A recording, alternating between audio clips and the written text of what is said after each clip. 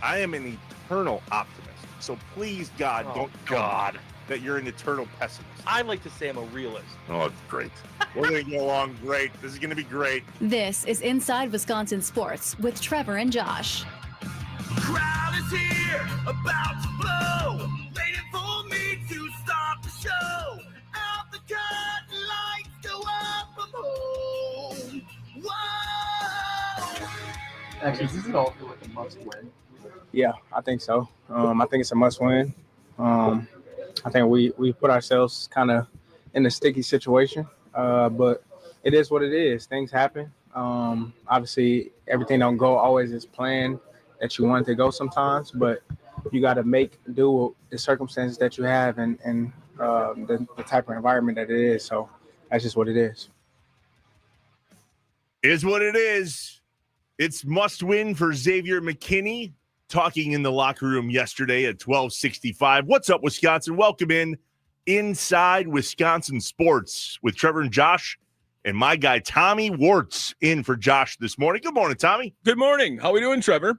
I'm better than you. What are we doing sleeping on the couch? Like every time I've talked to you this time in the morning, you look at me and go, hey, man, just rolled in from the couch. Yeah. So I don't know about you. Sparky likes to describe me as cold and lonely. So I sleep on a couch every day already. Like that's where, for the most part, I have a bed, but I prefer to fall asleep with the television on. And so I go out to the couch and roommate's got no problem with it. Crash on the couch every day. You're that dude from Half Baked that lives on the couch, aren't you? Yeah, I mean, in my own house, but yeah, I do sleep on a couch every day, and that's like family. That's got to be like something my brother does at his house, my mother does at her house. Like we're couch sleepers. Yeah, that's fantastic. I can't. No, first off, I'm too tall for. Yeah, there's no couch big enough for you. I got it. Yeah, there's really no bed either, and honestly, my wife and I had one of those California king beds. Yeah. Where it's a little bit longer for guys that are 6'8". Yeah. By the way, in the worst way, I want to shrink an inch just so when people say, hey, how tall are you? No. I can turn around and go 6'7". Dude.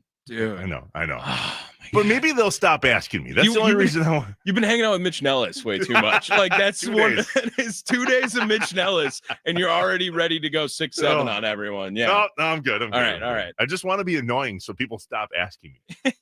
Yes. The Nicolay Law Fan Talking text line 414-677-1250 wide open for you. Who sleeps on a recliner? I don't all know. day, Aaron in the dugout chat here. I just saw that and I was like, well, I got to throw that up there. It's It's fantastic. like couch sleeper doesn't sound terrible anymore. No, I would love to be able. I can't sleep on my back. I got the CPAP issue. Yeah. And I tried last night. I try to sleep on my back because they say that's the best for your back. It's the best for your health. And I'm like, not when you stop breathing. But even with the CPAP. I look like I just got out of a wrestling match every time I wake up. So that's why I also like sleeping on a couch because it feels like my body has this okay, you're in this confined space and you will fall if you continue to move anymore. So that's why I completely remove myself from a bed because if I don't, like the sheets off, the blankets everywhere, somehow like there's pillows wherever you didn't know pillows could fit. Like that's why every time I'm on a bed. Awesome. That's fantastic. Oh, this is going to be fun. Tommy Wartz and I inside Wisconsin Sports Thursday, Friday, and Monday. So buckle in. If you think this is fun now, you just wait. Unless the Packers play the way they have, and then it's not going to be so great. And it'll have nothing to do with us. Lots of people talked over at 1265 yesterday, and they had a lot to say. And in some cases, not a lot to say. It's just weird over there right now. That's the only way I know how to put it. Yeah, it feels very somber, at least, with what's going on right now at Lambeau and with this Packers organization. And Trevor, like for the first time, I kind of feel like I'm like angry at the Packers for the first time in a while. And finding myself saying like, LaFleur, what are you doing? Like Jordan, I went to go bat for you so many times. Like, and this is the first time, like all of it happening at once. It's like overwhelming me and taking me to the dark side. It feels like, yeah. And we still have a winning record, by the way. I know. Yes. Like why? Like I feel like a spoiled, rotten Packer fan. But like, that's what I feel. I can't help how I feel, Trevor. I was listening yesterday. You also know that you feel old now, apparently. Oh yeah. Big time old. Like Do your kids have school today? My kids? Yeah. I mean, I don't know. I have to ask now. Sometimes there's just days off of school now. I don't know if this is old, but like a week and a half ago, I got a crock pot for the first time.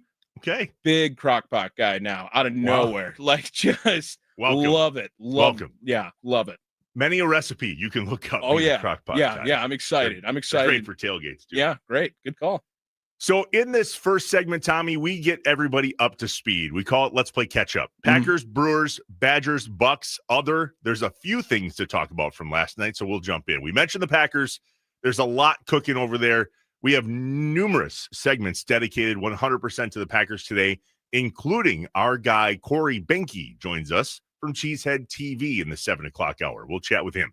Brewers, Freddie Peralta finished 5th in the NL Cy Young voting, behind the unanimous winner, Paul Skeens. Did you think he was going to get any votes for third? He got 4. I was surprised to see that. I was surprised because I think all of us, when we watched Freddie Peralta, you knew he was nasty. You knew he was good. He had his stuff when he needed it for 5 innings, right? And then it was that cliff that he falls off after that, or the stamina wall that he hits. And I always found myself thinking, like, just want a little more out of you, Freddie. Like, if I could get that for 6 every night, like, that would have been awesome. I mean, he threw 170 innings this year. Like, it feels like the aces are going 200, you know? That's a lot, yeah. It's a lot of innings. I get that. And it's a totally different era of pitching now in baseball. But I actually couldn't be more conflicted on the Freddie Peralta Cy Young results either, because statistically, if Baseball Writers of America vote like how they voted in the past, feels like Freddie should have been a top 3 finish. But if you watch the Brewers play, yeah, he's absolutely 5th on this list. This is the first time I've seen this Cy Young voting end with a unanimous 1 and a unanimous 2. Yeah, I thought that was weird as well. I've never seen that before. 30 votes for Skeens at the first, 30 votes for Sanchez in the second, and then it kind of trails off for third after that. Fascinating. I wonder how long we'll be able to call Freddie Peralta the Brewers' ace. I mean, 1 more year? Maybe. It depends who's on the up and coming. Does Miz turn into something that is a settled down version of somebody throwing 104 and accurate? I don't know. Maybe. Are you qualifying ace for 1 more year? It's just best pitcher on the team, or number 1? Yeah. Like, because Freddie's starting opening day. Does that make him the ace by default? Yeah, that's a good question. I'm not sure what qualifies as the ace and what doesn't. Is it the best pitcher? Is it the guy that starts opening day? There was some years ago, this is a while ago, and I'm not going to be able to pull the name off the top of my head, but whoever started for the Brewers that season was not on the Brewers shortly after the All-Star break. I mean, like, it just fell apart that fast. Do you know who started 2025 home opener for the Brewers? Do you remember off the top of your head? No, I don't. Elvin Rodriguez, if you remember that. He was the Brewer. Yeah, he was the Brewers home opener. He didn't start in New York. That was Freddie. But the first game at American Family Field this year, the starter was Elvin Rodriguez. That's how far this Brewers team came in just 1 year, Trevor. Like, it happens. Yeah, he was DFA'd, I think, by All-Star break for sure. That's wild. So be it. Turned out to be the right choice, apparently. Correct. Let's pay some people more. You found some audio yesterday. You dug it up. Big fan of that. Mm-hmm. The owner of the Admirals, who's a minority owner in the Brewers, may have leaked some information yesterday about where the Brewers' payroll will be moving forward. Yeah, here's Sparky asking him on Wisconsin Sports Daily yesterday. We can add any payroll this offseason, man. Well, I think that it'll depend on what happens, like with Brandon Woodruff and Freddie Peralta, and how those things play out. We'll have an idea on one of those guys, Brandon Woodruff, next week. His they give him the qualifying offer, and whether he takes it or decides to take a pass will be, it'll depend on then what Matt Arnold can do around the rest of that infield and outfield. But, you do have guys coming back. You have Mitchell coming back in the outfield. What happens at first base, shortstop, I think those are things that Matt's got to address. And I think he will. I have full faith. Matt's just done and his entire staff has done an amazing job. And I know that payroll will go up next year, but that's all I know. God bless you. That's all I needed. You had that, Charlie, right? He I said got it. payroll's It's going there. up next year, I got it. It's there. viral within 30 minutes. Thank you, Harris. That's all I needed. Okay, hold on. Did he say that the payroll was going to go up, or was it just based on if a guy like Woody is going to accept the offer that was put in front of him, Well, which is a higher than normal offer? Right. I mean, $22 million for a starting pitcher isn't something we see from the Milwaukee Brewers very often. So that's where I come from when I listen to this clip as well, is either Woodruff's going to accept, and maybe that's the information he knows, that he's going to accept this qualify offer, or the Brewers have allocated $22.5 million to spend wherever they want to spend it, and they're just going to try to spend it on Brandon Woodruff. Otherwise, maybe we can do some digging after that. It's weird to think that $22.5 million spent across XYZ number of players would actually get the Brewers somewhere versus just giving it to one player. That's how short fused our payroll bank account is. It's crazy that the Dodgers wouldn't even start that guy if he was making $22.5 million. Wild. It's so true. That's terrible. We'll see what happens with Woody. That offer has to be accepted or denied by at some point next week. So sooner than later, hopefully that news comes out. Do you want Woody back, Tommy? Oh, yeah. Yeah. At 22 mil. Yeah. Yeah. Oh, Can he stay healthy? that's the question, right? Yeah. But I think when we were talking about this ace discussion, I think Freddie Peralta has a better chance to be the Brewers ace next year. But I think in terms of an MLB ace, Brandon Woodruff has a higher ceiling for that than Freddie Peralta does. Truth. I completely agree. The Bucks not the ace last night in Charlotte, losing to the Hornets. 111-100. Giannis did not play. Josh and I joke about this, that the NBA is the least favorite of mine in terms of the leagues, and the NHL is a very close tie for that position. I only pay attention to the Bucks. Yeah. And Josh says, which is great because Giannis is incredible. You shouldn't be missing that. Okay. Giannis didn't play last night. The Bucks are not good without Giannis. Correct. The Charlotte Hornets were 3-7 going into last night's game, and there was some conversation that that's why Giannis chose not to play based on his health. And we're playing a team that's 3-7. Nope, that didn't go well. Charlotte really walked all over the Bucks. 111-100 is not where the final score should have been. No, not at all. Because there was a bunch of garbage points towards the end. Yeah. I also think that Ryan Kalkbrenner, I can't believe that guy. I never thought he was going to leave Creighton. I mean, that guy was at Creighton for 15 years, it felt like. And all of a sudden now he's playing in Charlotte and looked awesome yesterday the entire time. And I don't think Ryan Kalkbrenner's game translates to the NBA that well. I'm pretty confident that this Bucks team has no idea how to rebound if Giannis isn't on the court. That's what they talked about at halftime. They really missed his rebounds and his free throw attempts last night. Yeah, attempts, keyword attempts. Keyword attempts. But the game moved quicker. Yeah, Miles Turner, everyone was talking about, these Brook, it was either you were in the full board of he's younger Brook Lopez, or I can't believe you're calling him younger Brook Lopez.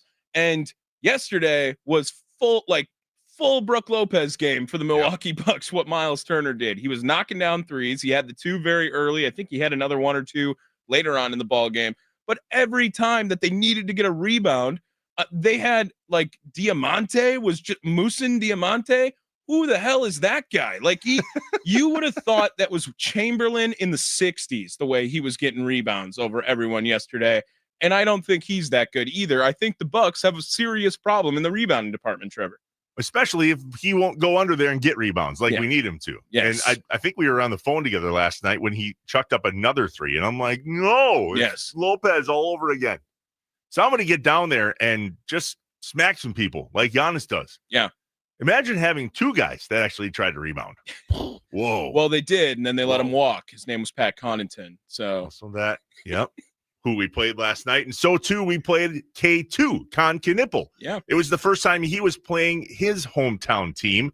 And I find this fascinating. So, Bucks at Charlotte last night. Then do they hop on the same plane? Because Charlotte comes back to Milwaukee for the next game for both franchises on Friday. Now that is an NBA Cup game. How do you know? I don't. I have no idea how to tell when there's an NBA Cup game and when there's not. My 15-year-old son's like, Dad, just a heads up, that's an NBA Cup game. Aren't they certain days of the week? Aren't they I like have no idea. I'm pretty sure it's I like don't know. I know Friday games are cup games, but I think Period. it's Tuesdays also. Yeah, I think until the cup is done, the Friday games are cup games the way it works. I know. Look, we're big NBA Cup guys on the Mason Crosby show because really that should be the championship that matters the most. And the Bucks are the reigning NBA Cup championship Sweet four. team. But it's something about those games. Like the Bucks just get up for the NBA Cup, man. Does that not annoy you though, as a Bucks fan? Not really. In the beginning parts of the season, like you want to pick your games in the beginning of the season that you want to go all out. Yeah, I'm okay with that. I understand it's an 82 game season in a league in which everyone wants to play 60 games. Like no one is asking to play more games in the NBA. In fact, they would love to shorten the season, but it's not possible to do that really once you get to a number, right? So I think that if you're going to have select games, imagine if you want to go to like you're someone who doesn't get to go to a lot of games and you want to try to find a game where Giannis is going to play Cup game. NBA Cup, right? That's valid. The Nicolay Law Fan Talk and Text line, 414-677-1250. The 262. The entire team is built around Giannis. Of course, they won't look good without him. Okay, thanks, Captain Obvious. And I'm suggesting they don't look so bad. I'm still trying to view them as a half full cup of team, not a half empty. And last night they looked empty. Yeah. Do you think Rondo could still play if they need him? Like he got a lot of boards for a guard back in the day. Maybe that's someone that could help out. I think this Bucks team is really fun when Giannis is on the court. I do think that this team in the early stages, the eye test of watching them has surpassed my expectations. I think they found a diamond in the rough in Ryan Rollins right now. He looks awesome looks still. great. And without Giannis, I think Ryan Rollins is not good enough to be the best player on the team. I don't think it's a hot take. Jackson Jr., towards the end of the game, Bucks down 20. A behind-the-back pass with about 3-ish minutes left. I lost my friggin' mind. What did you do when there was 40 seconds left and he did the same thing underneath the basket? So 3 minutes is a little bit much. Like 40 seconds, all right. You get your garbage time, have your garbage moment. But towards the end of the game, it was a closer game. They were down by over 20 when he did that on a fast break. And I'm like, that's why you're a practice guy right there. Yeah. Bush League. I agree. I completely agree with you. I can't believe it. Like, you're trying to fight for minutes, right? If you're Andre Jackson Jr., you just want to find a way to get on the court. No one wants to be the practice squad player. They want to be the starter, right? Like, does that help your stock where you're like, dude, look at my behind the back passes though, Doc? Yeah. Like maybe, resume. Maybe, I don't Big think it's lead equals behind the back. Nailed it. Not afraid. Andre the Jackson 608 on the Nicolay Law Fan Talk and Text line says Bucks have won a game this year without Giannis. No chance Trevor would know that. You're wrong. I watched that game. Why? Because Josh forced me to. That was like, hey, dude. And that was the day that he had some personal stuff that night. He had to he needed family time. He's like, Trev, you got to watch the Bucks game. Now, when the Bucks are on, if I don't have something family going on, which I typically don't this time of year, I'll watch the Bucks game. And we would all agree that the NBA and specifically the Bucks is dependent on guys like that for the entertainment portion of what they bring. I did know that. I watched that game. It was not as fun. Exactly what Tommy just said. The Bucks aren't as fun to watch and don't have as good a chance to win, thanks Captain Obvious, when Giannis is on the floor. We know that. Yeah. Let's take Kevin Durant off the Rockets, right? Let's take Jordan off the Bulls in the 90s. Yeah. See what happens. Thanks. Yep. Got it. There. That's the tweet. Get it. I get it.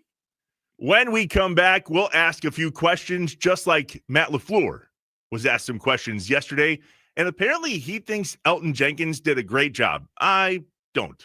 We'll get to that next.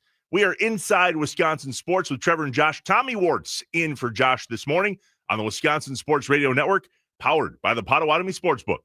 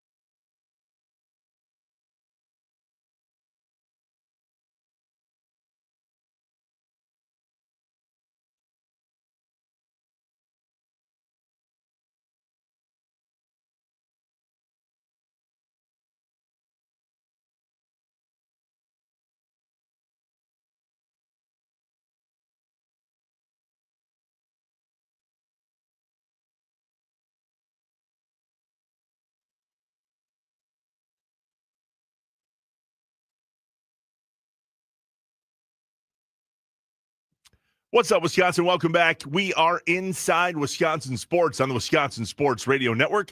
Trevor Thomas, Tommy Wartz in for Josh this morning.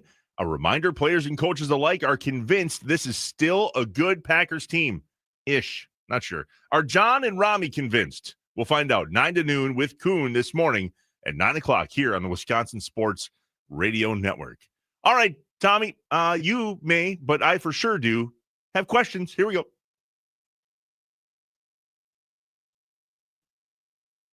And Josh ask the hard questions or just point out how messed up stuff is. I only have one question. Can you fly this plane and land it? Surely you can't be serious. Do you view this season as a failure? You asked me the same question last year. What's the most important question the Badgers have to answer Saturday? This is a great question.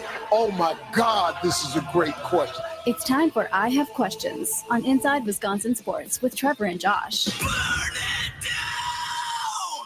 The Nicolay Law Fan Talk and Text Line, 414-677-1250. It's your opportunity to get your questions in, meaning, what'd you hear yesterday? You're like, I don't know. No, it's not adding up. I have questions about that question or that answer. We'll attempt, keyword attempt, to answer your questions this morning here on Inside Wisconsin Sports. Tommy, here's my first question of this morning. What am I missing about the Packers offensive line? Yesterday during the presser, Matt LaFleur said this about Elgton Jenkins. I know it was only half a season with Elgton, but did you see enough to think that he is a center long-term, or is that all up for discussion in the offseason? Yeah, I think he did a really good job. And I think the more he played, the more comfortable he got within that position. And like I said, it's an unfortunate deal. Tommy, did you think he did a really good job? No. Okay. No. I don't know. Who would you give flowers to at all on this offensive line? After week 2? No one. Yeah, no one. Agreed. So I pulled the stats for Mr. Elgton Jenkins. And I hate stats, but I didn't quite understand what he was saying. So I went and pulled stats. I'm like, maybe he knows something that I don't know. Because what I know, non-statistically related, I would not have said that about Elgton Jenkins. Agreed. From a professional perspective. I like it. 9 games he started at center before getting put on the IR. Did we find out, by the way, did he break his ankle or his leg? It is. I just know it's a fracture as much as I know. But Matt LaFleur also filling in yesterday when talking about the likelihood of Elgton Jenkins to return. Yeah, unfortunately, I'd say it's highly unlikely. It's a shame because, he was one of the first guys we drafted when I got here, and just been through a lot with him, and more obviously a lot of great moments. And it's a shame because he's one of our real leaders on our team. And I don't doubt that. Heard. Yeah, that's great. We will miss the leadership, just like we do with Tucker Kraft. We also miss his offensive play. I'm not convinced we're really going to miss Elgton Jenkins at center. Yes. So I looked at stats because I thought maybe Matt LaFleur knew something that I didn't see with my own 2 eyes, which is very plausible. He would have access to things that I don't have access to. Elgton Jenkins played 522 offensive snaps. 300 of those were in pass block situations. 222 were run block. If we had to figure out how to do something better, we would all agree that it's currently the run blocking scheme. Not that Jordan Love has a ton of time back there in the pocket. He gets flushed out a lot. But if we're ever going to beat this 2-shell, this soft zone, we have to, per Matt LaFleur, get the running game going. Yeah. Why can't we get the running game going? Because we can't friggin' block. That's why. Good call. Elgton Jenkins was 24th of 36 centers that have started this season, which is below average in terms of his run blocking grade. A 62, not average. Now, pass blocking, 71.6th. He was 6th in the league of 36 centers. Pretty good in terms of the pass protection. The pass isn't where we're having the most issues, although I wouldn't say that that's 5 stars either. It's definitely the run that's the issue. So that made me pause and go, hold on. What is Matt LaFleur looking at from an offensive perspective that makes him believe Elgton Jenkins did a great job? Tommy, tell me what I don't know. Well, I think we figured out the answer at the back end of Matt LaFleur's answer, right? He's not looking at it from a productive standpoint. He's looking at it from a leadership standpoint, it feels like. And this offensive line for Green Bay You got Rasheed Walker, who's going to be on the way out after this season. Yep. You have Aaron Banks, who, he might be the highest paid guy on this offensive line, but I think even his own teammates can be like, we just paid that much money to this guy right now. 77, huh? Yeah. Zach Tom maybe isn't the vocal leader that Elton Jenkins would have been on this team, but he's the guy who absolutely has to step up in this situation. And then you got Sean Ryan and Jordan Morgan. They don't even know if they're going to play sometimes when it was a full healthy line. Now expect them to be in every down, but more leadership problems on the offensive line, it sounds like, is where Matt LaFleur is coming from, as opposed to the production. And the pass blocking stat is crazy to me as well, because it feels like once a week, like right up the middle, someone just doesn't get blocked on a pass all the time. And it feels like that has to be on Elton Jenkins, whether it is his guy to block or call someone else to make sure it's picked up. But it happens way too frequently when I watch Packer football.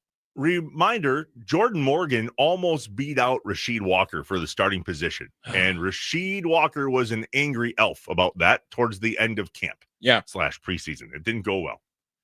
We'll see, I guess. I thought Sean Ryan came in and played really great. He played great. Yeah. I would give a great grade to Sean Ryan. The Nicolay Law fan talking text line 414-677-1250. I was just going to say, give me a PFF grade on Sean Ryan just to see if you, Well, okay, that's a good question. Let me see. Well, can we grade them off of one game? Do they have a grade for Sean Ryan? I think they go on a grade by grade basis on that. And do they grade on pass and run block? Yes. So let's see here. I thought Sean Ryan did pretty well. We'll give him a 73. You're going to look this up. A 73 grade for pass blocking. Okay. And a 69 grade for run blocking. All right. I did not choose 6'7", just for you. Nice. Okay. Yeah. 6'9", the second funniest number. I got it. 414-677-1250. Look up his grade. I'm going to read this from the 920. Is LaFleur that arrogant and that egotistical that he thinks every decision of his is right, whether it's the old line or the kicker or the play calling, when everyone else sees otherwise? Well, funny you bring up the kicker piece, because that came up yesterday as well. And there's some concern here that Matt LaFleur has one opinion about McManus, and McManus has a different opinion about McManus, and he actually went and told Troy Aikman the conflicting story. But here's what Matt had to say about the kicker situation. Well, you've seen what he is when he's fully healthy. Is there any conversation about, hey, we appreciate how badly you want to kick, but maybe it's better to not kick for a little while again? Or is that not a discussion? It's always a discussion. Everything's a discussion. I mean, about yourself. We have our process is you have to go through medical first, and then the player has a say so and where he's at. And the conversations I've had with him have been positive, and that, hey, I'm ready to go. And then obviously then the performance aspect in regards to how they perform at practice. And, he's done well at practice. So that's how I have to make a decision. Okay. Well, he's not doing well in the game so far since this whole injury, not injury thing happened. McManus, among 33 NFL kickers with at least 10 field goal attempts this season, is 64.7% successful. Where does that rank? The worst. Yeah.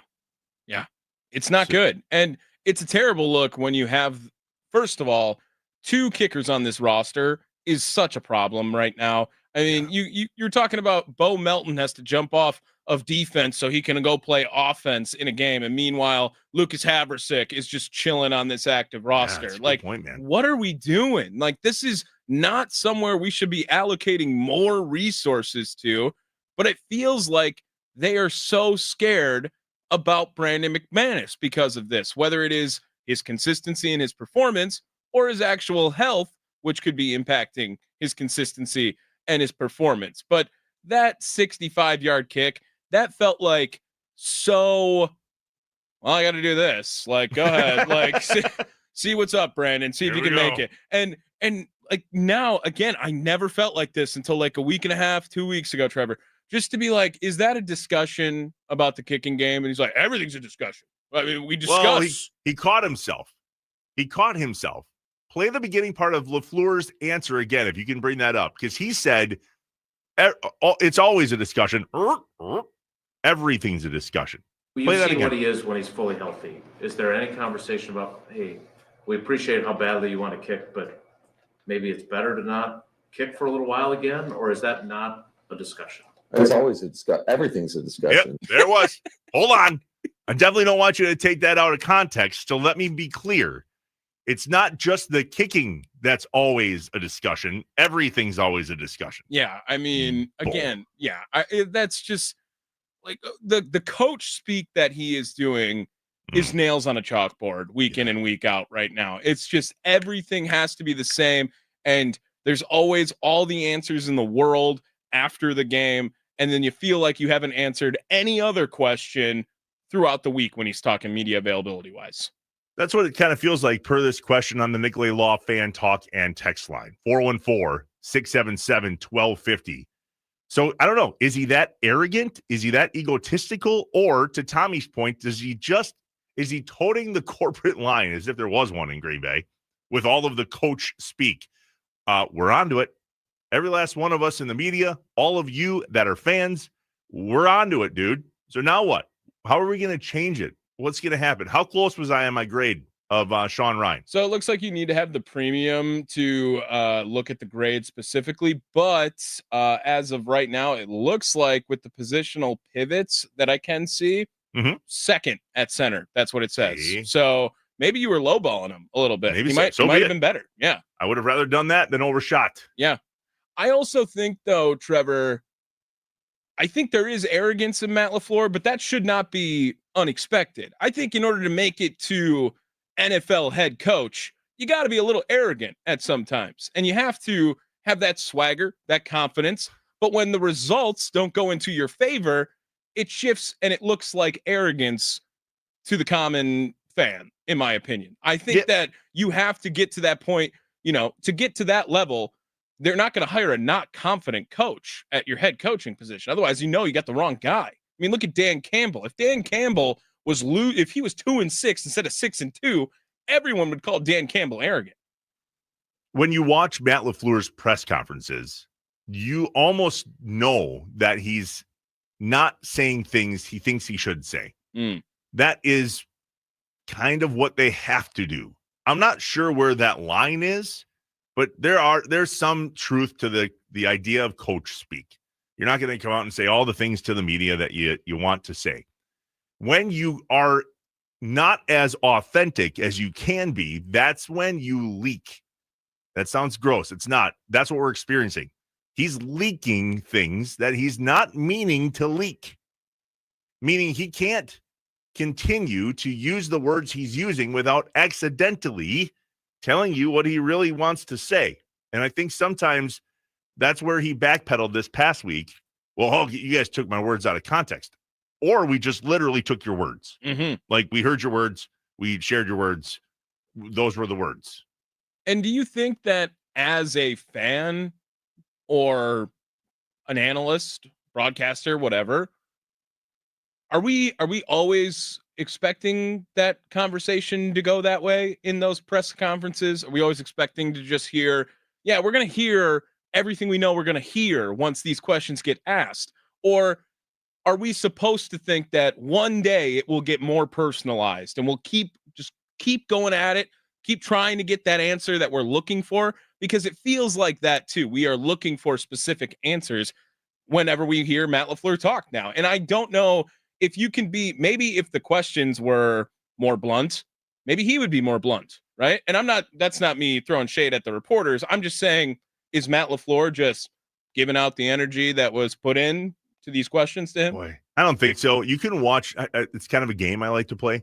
I think Matt LaFleur gets a little more annoyed as the week goes on, presser to presser to presser. Yeah. So in a typical week, he spoke yesterday after their Tuesday off day, but he would have already spoken on Sunday and Monday. We hear from Matt in a typical week, the Monday after the game, off Tuesday. We hear from Matt Wednesday, Thursday, Friday.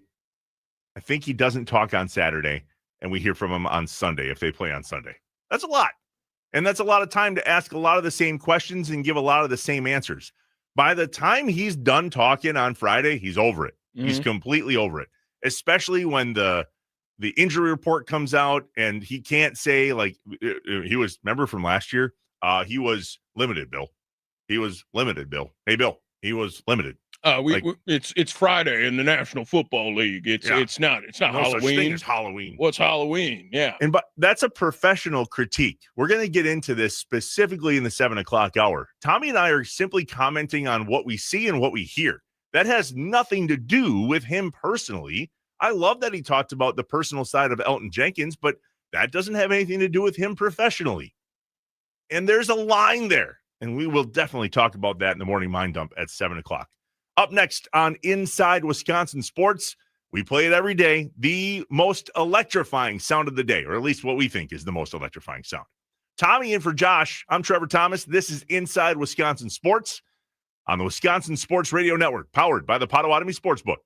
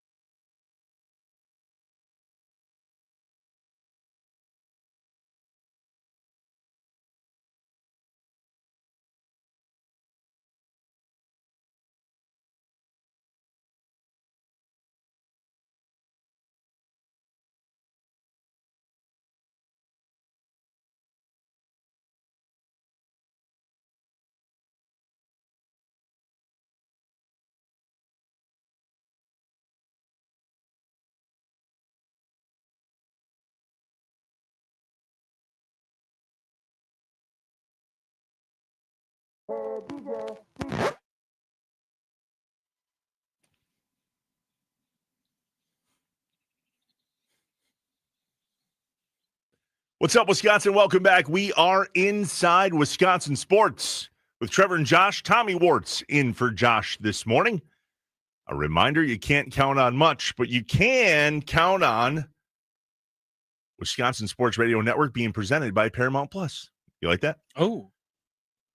The NFL on Sundays and CBS and Paramount Plus. Watch your local NFL game live every Sunday all season long. Visit ParamountPlus.com/NFL to get started.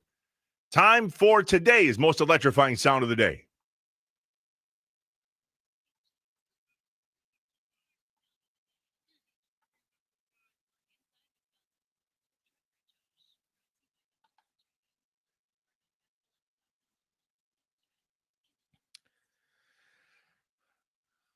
Most electrifying sound of the day comes to us from the Milwaukee Bucks game, but not from a familiar voice. If you are familiar with FanDuel Sports Network for Wisconsin, obviously Lisa Byington, Marcus Johnson, no shade on what they do, but Eric Collins for the Charlotte Hornets.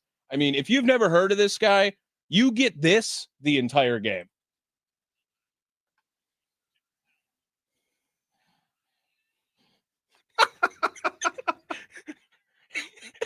What? Jeez. Good Lord. What? You have to go watch Eric Collins highlight. Like, you want to laugh? He is Gus Johnson on like steroids. Like, it is like, I can't believe what he's doing out there. And I'm not personally, like, sometimes I think Gus Johnson just overdoes it a lot. Did you hear what happened to him in that Indiana game this past weekend? Gus Johnson? No. Look that up.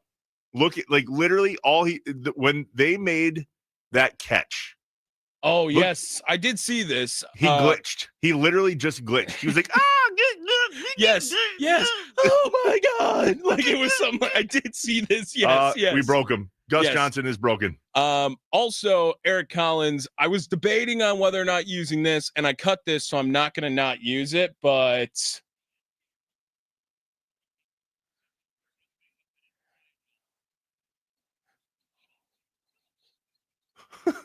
lot of quiet. Awkward. That, maybe let's hold off on Chauncey Billup records for a month right now. Like, can we get like 5 minutes to make it like he might just go to prison for the rest of his life? Can we chill on Chauncey Billup references? He was handed a stat. Hey, here's a good stat. Who held the record?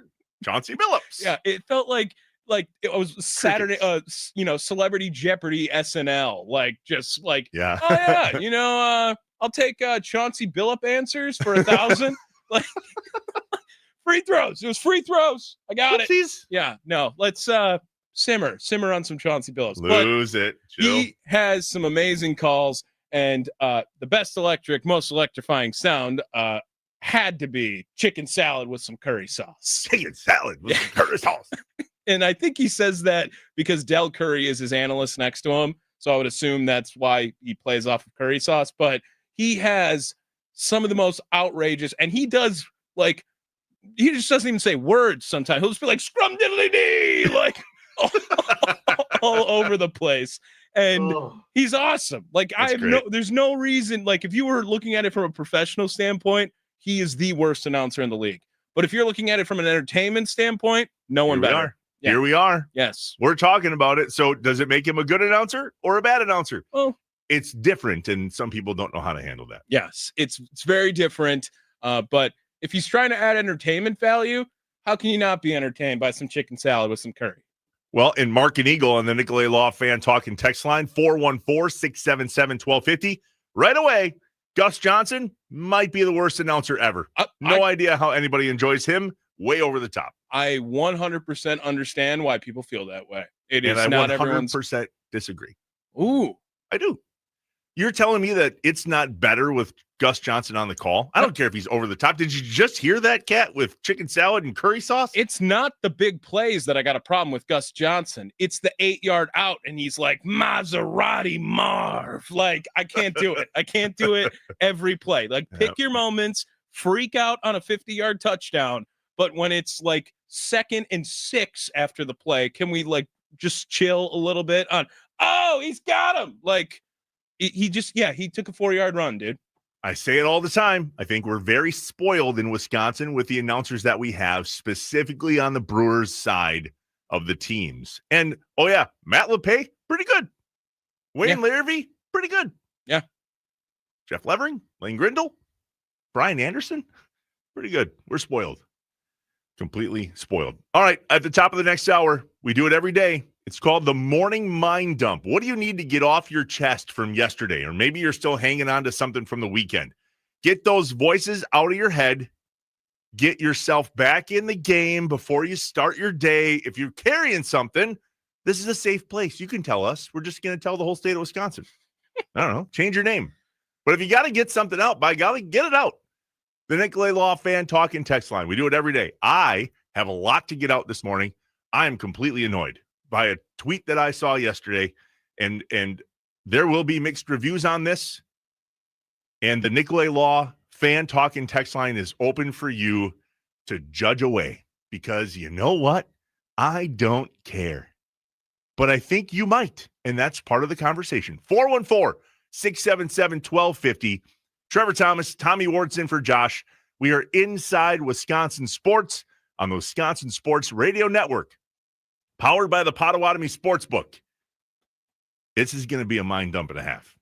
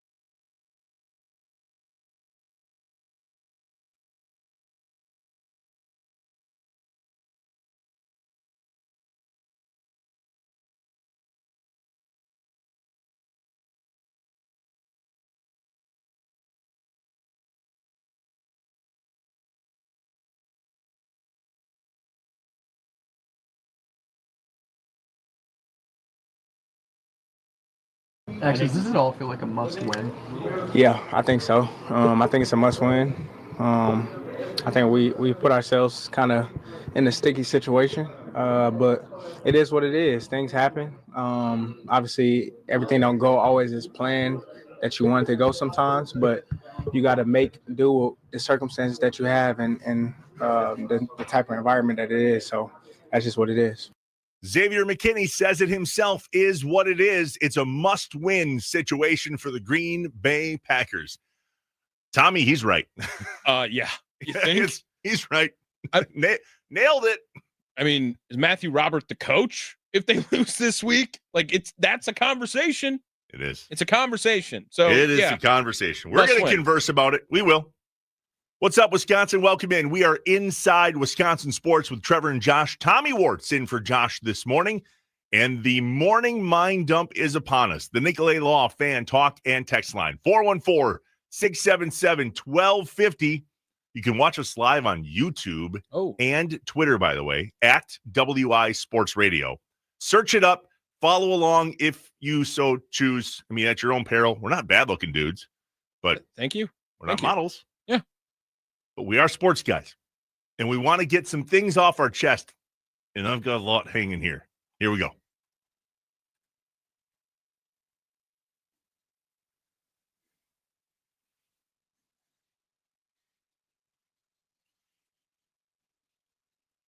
Let's get some things off our chest and out of our heads. You don't know what it's like to be me out here for you. It is an up at dawn, pride-swallowing siege that I will never fully tell you about, okay? I'm as mad as hell, and I'm not gonna take this anymore. I'm in a glass case of emotion. What we've got here is failure to communicate. We've got no food, we've got no jobs, our pets' heads are falling off! It's time for the morning mind dump on Inside Wisconsin Sports with Trevor and Josh.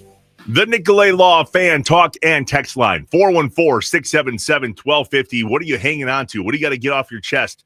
What's a take that you need us to hear and you want to be heard? Put it on the line. 414-677-1250, the Nicolay Law fan talk and text line. You can follow along with Tommy on Twitter. It's at Tommy WSSP. Yours truly is at Trevor Thomas IW. If you head to Twitter, you'll see there that last night I shared a post about a particular tweet that threw some people that I know personally under the bus. And I want to talk about it. You'll see it there. The tweet says this, and it grabbed a picture from training camp of a number of the Packers beat writers hanging out at a beat writer's house, or a Packer cover house, if you will, with Matt LaFleur. He was there having a glass of wine, they're having a cocktail, and they're rubbing elbows. I'm going to pause here and say this is exactly what Vince Lombardi used to do. Back in the day, Vince Lombardi, the night before the season started, if memory serves me right, or somewhere in there, I'm going to ask Corey Benke about this when we hit the next segment, invited the writers to his house just to sit and have the conversation with them as human beings and establish the difference between professional coverage and personal attacks, because there's a significant difference. There is someone on Twitter, shocker, Keyboard Warriors, never heard of them, that says, hey, just a reminder to everyone not to expect criticism from the big Packers reports and or pages. They have to talk positive about him no matter what, or he wouldn't join them for drinks anymore. And that's when the fight started. There's a lot of those guys that are in the room defending themselves, and there are other guys that are in the room who probably have not seen this and don't care. I saw this and went, well, I'm not mentioned. I wasn't in the room. I was invited to be. We were out of town. This is okay. And here's why. This is what I wrote last night. I've personally committed to not being personally critical of people in sports I know personally. And that's completely different than being professionally critical. The cool thing is, those I know personally in sports that I may at times need to be professionally critical of would understand, because it's not personal, it's professional. The people in this picture have no problem being professionally critical of coach, I promise, while not being personally critical. But that concept is completely lost on Twitter by some, and unfortunately in society too.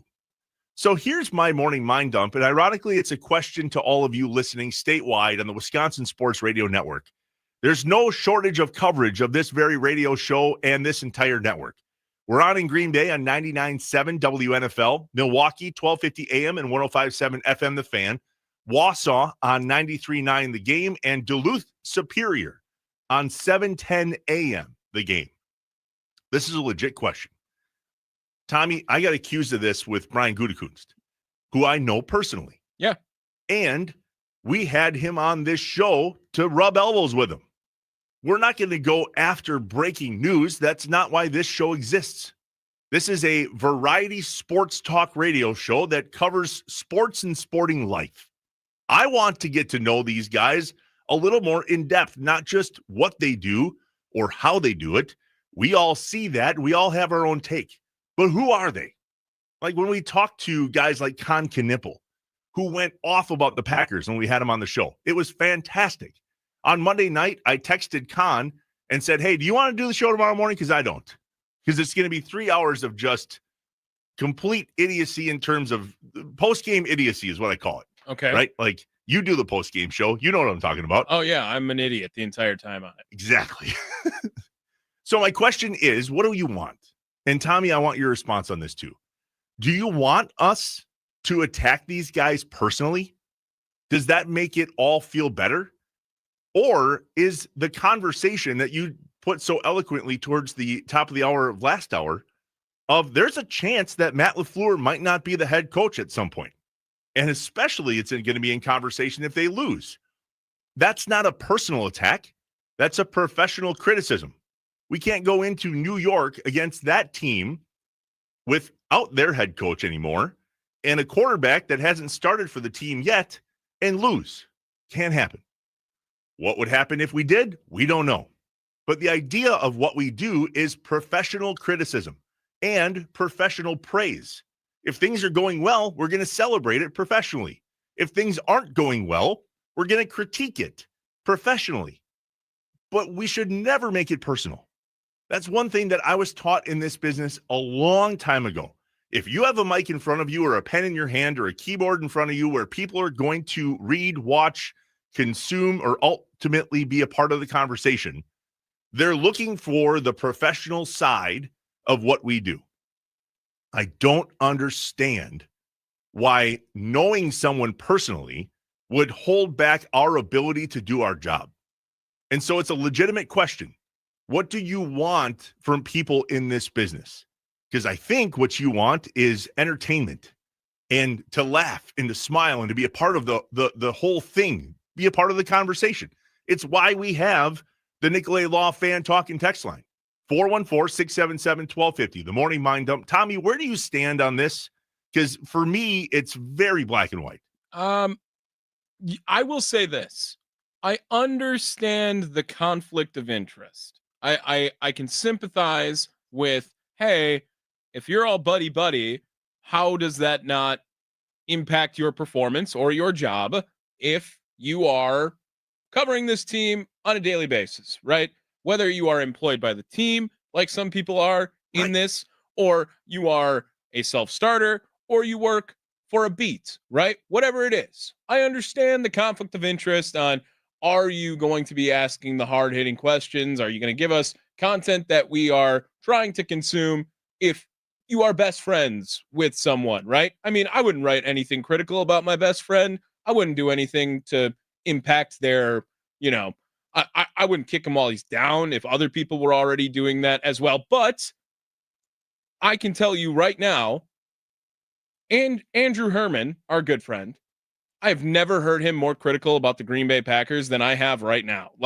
I promise you that it is not impacting everyone in this list. And I'd be lying if I said I follow every single one of these people in their Packers I don't know coverage. who they all are. Yeah. But I know right now that from media I consume and content that I consume from people I know in that photo, their tone has changed 100%. And Andy Herman might be the most positive human I've ever met in my life.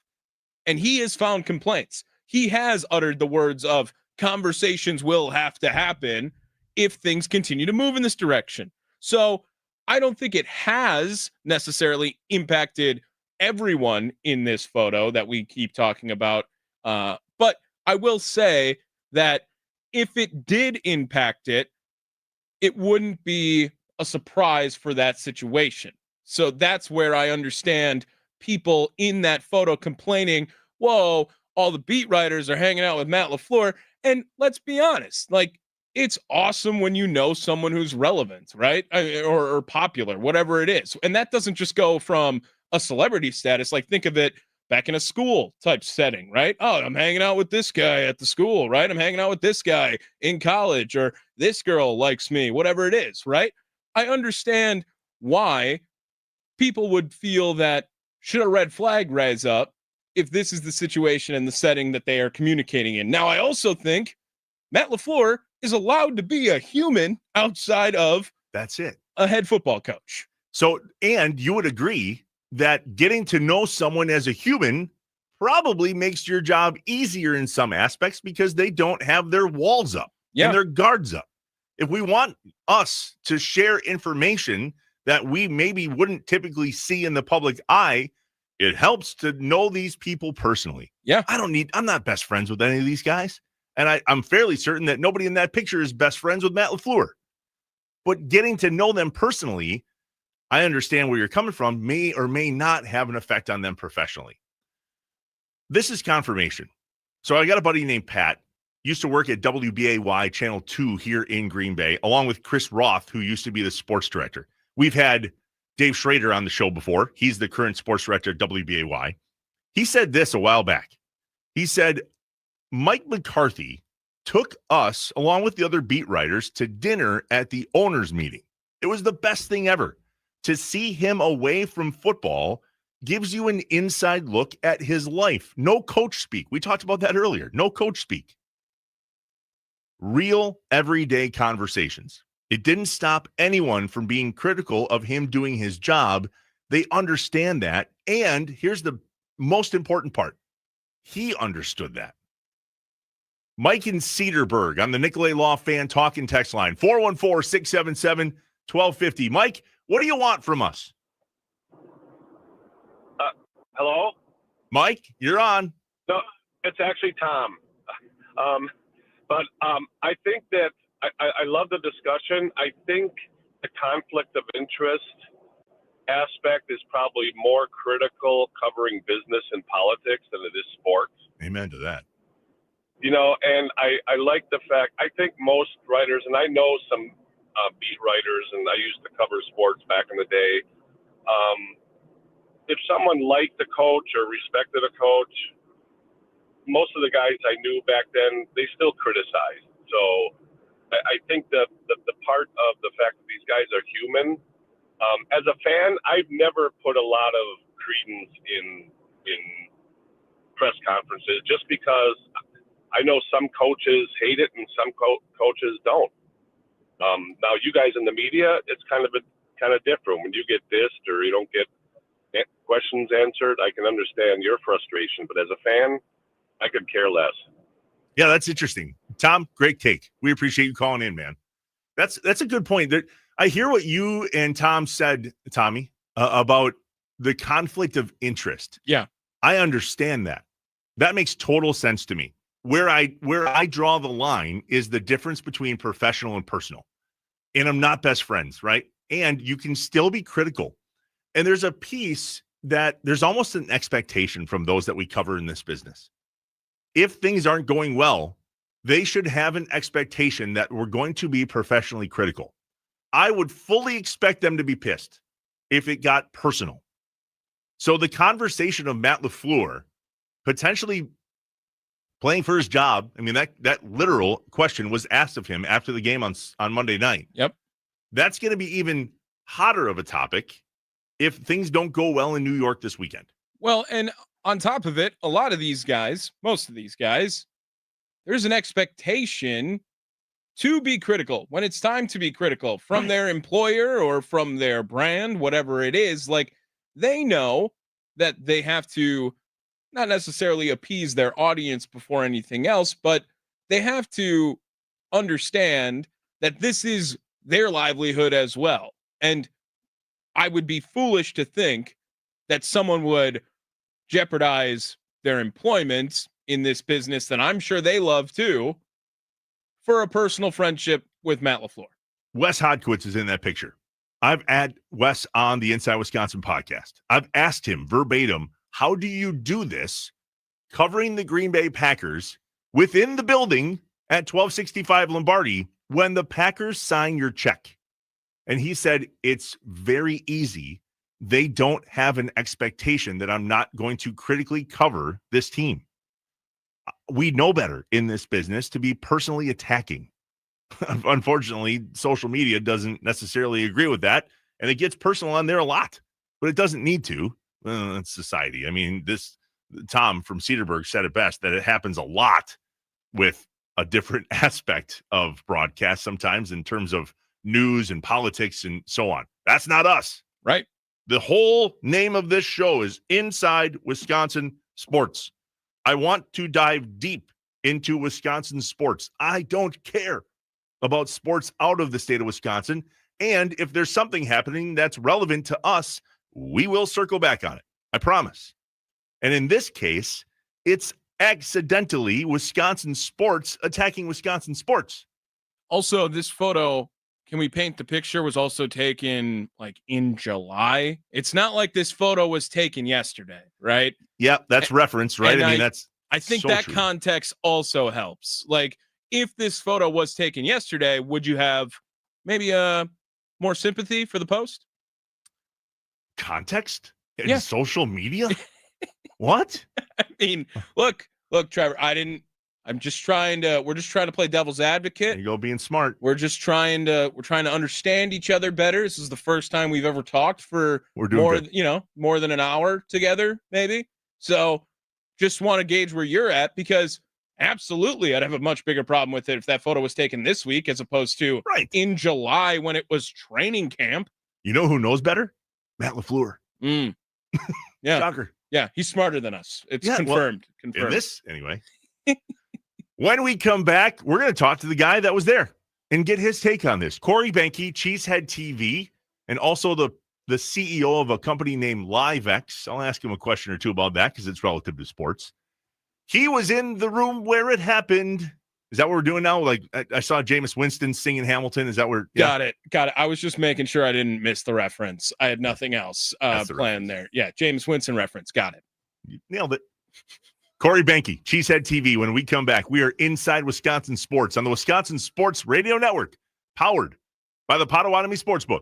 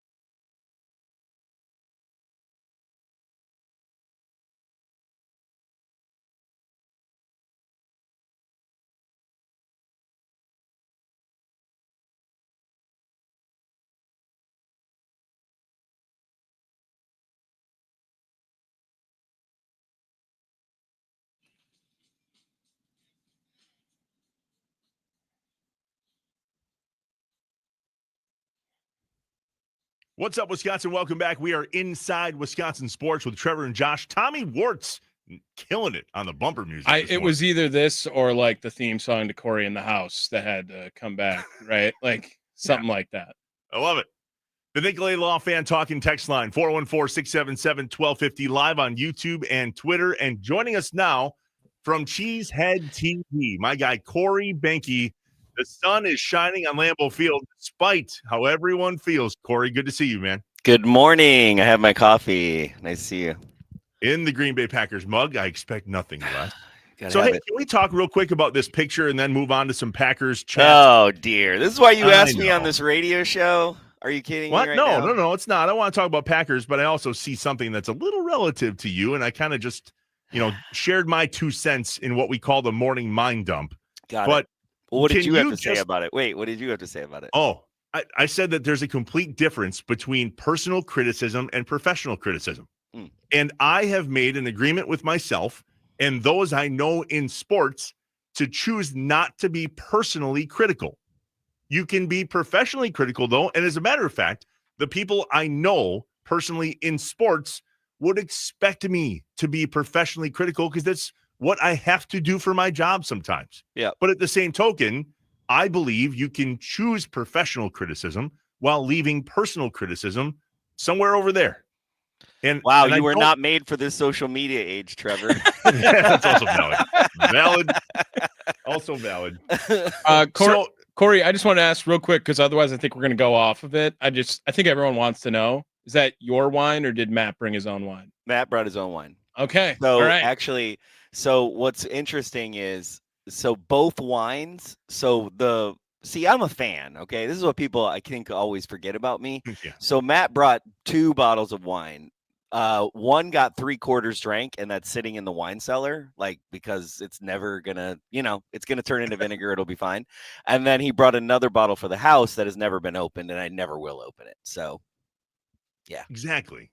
So you and Aaron Nagler, Cheesehead TV, have no problem being critical of the Green Bay Packers or the head coach of the Green Bay Packers. And yet when we share some of our personal life on Twitter, people can't handle it because they think then, well, can't trust you for information. So lay this on for us. And by the way, can I mention where that picture was taken?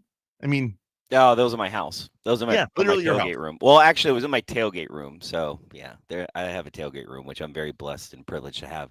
But there's a little backstory to that. So we've been doing training camp for a very long time. And the last meeting, Aaron's covered it. I don't actually go. I'm kind of the Chris Hovel of Cheesehead TV, if you will.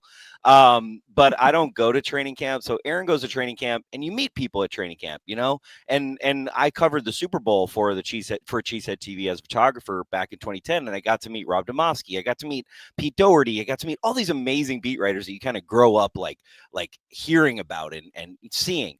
And so Aaron started it on a lark. I think it was about 7 years ago, maybe 5 years ago, where he just said, "Hey guys, all beat writers, everybody was invited."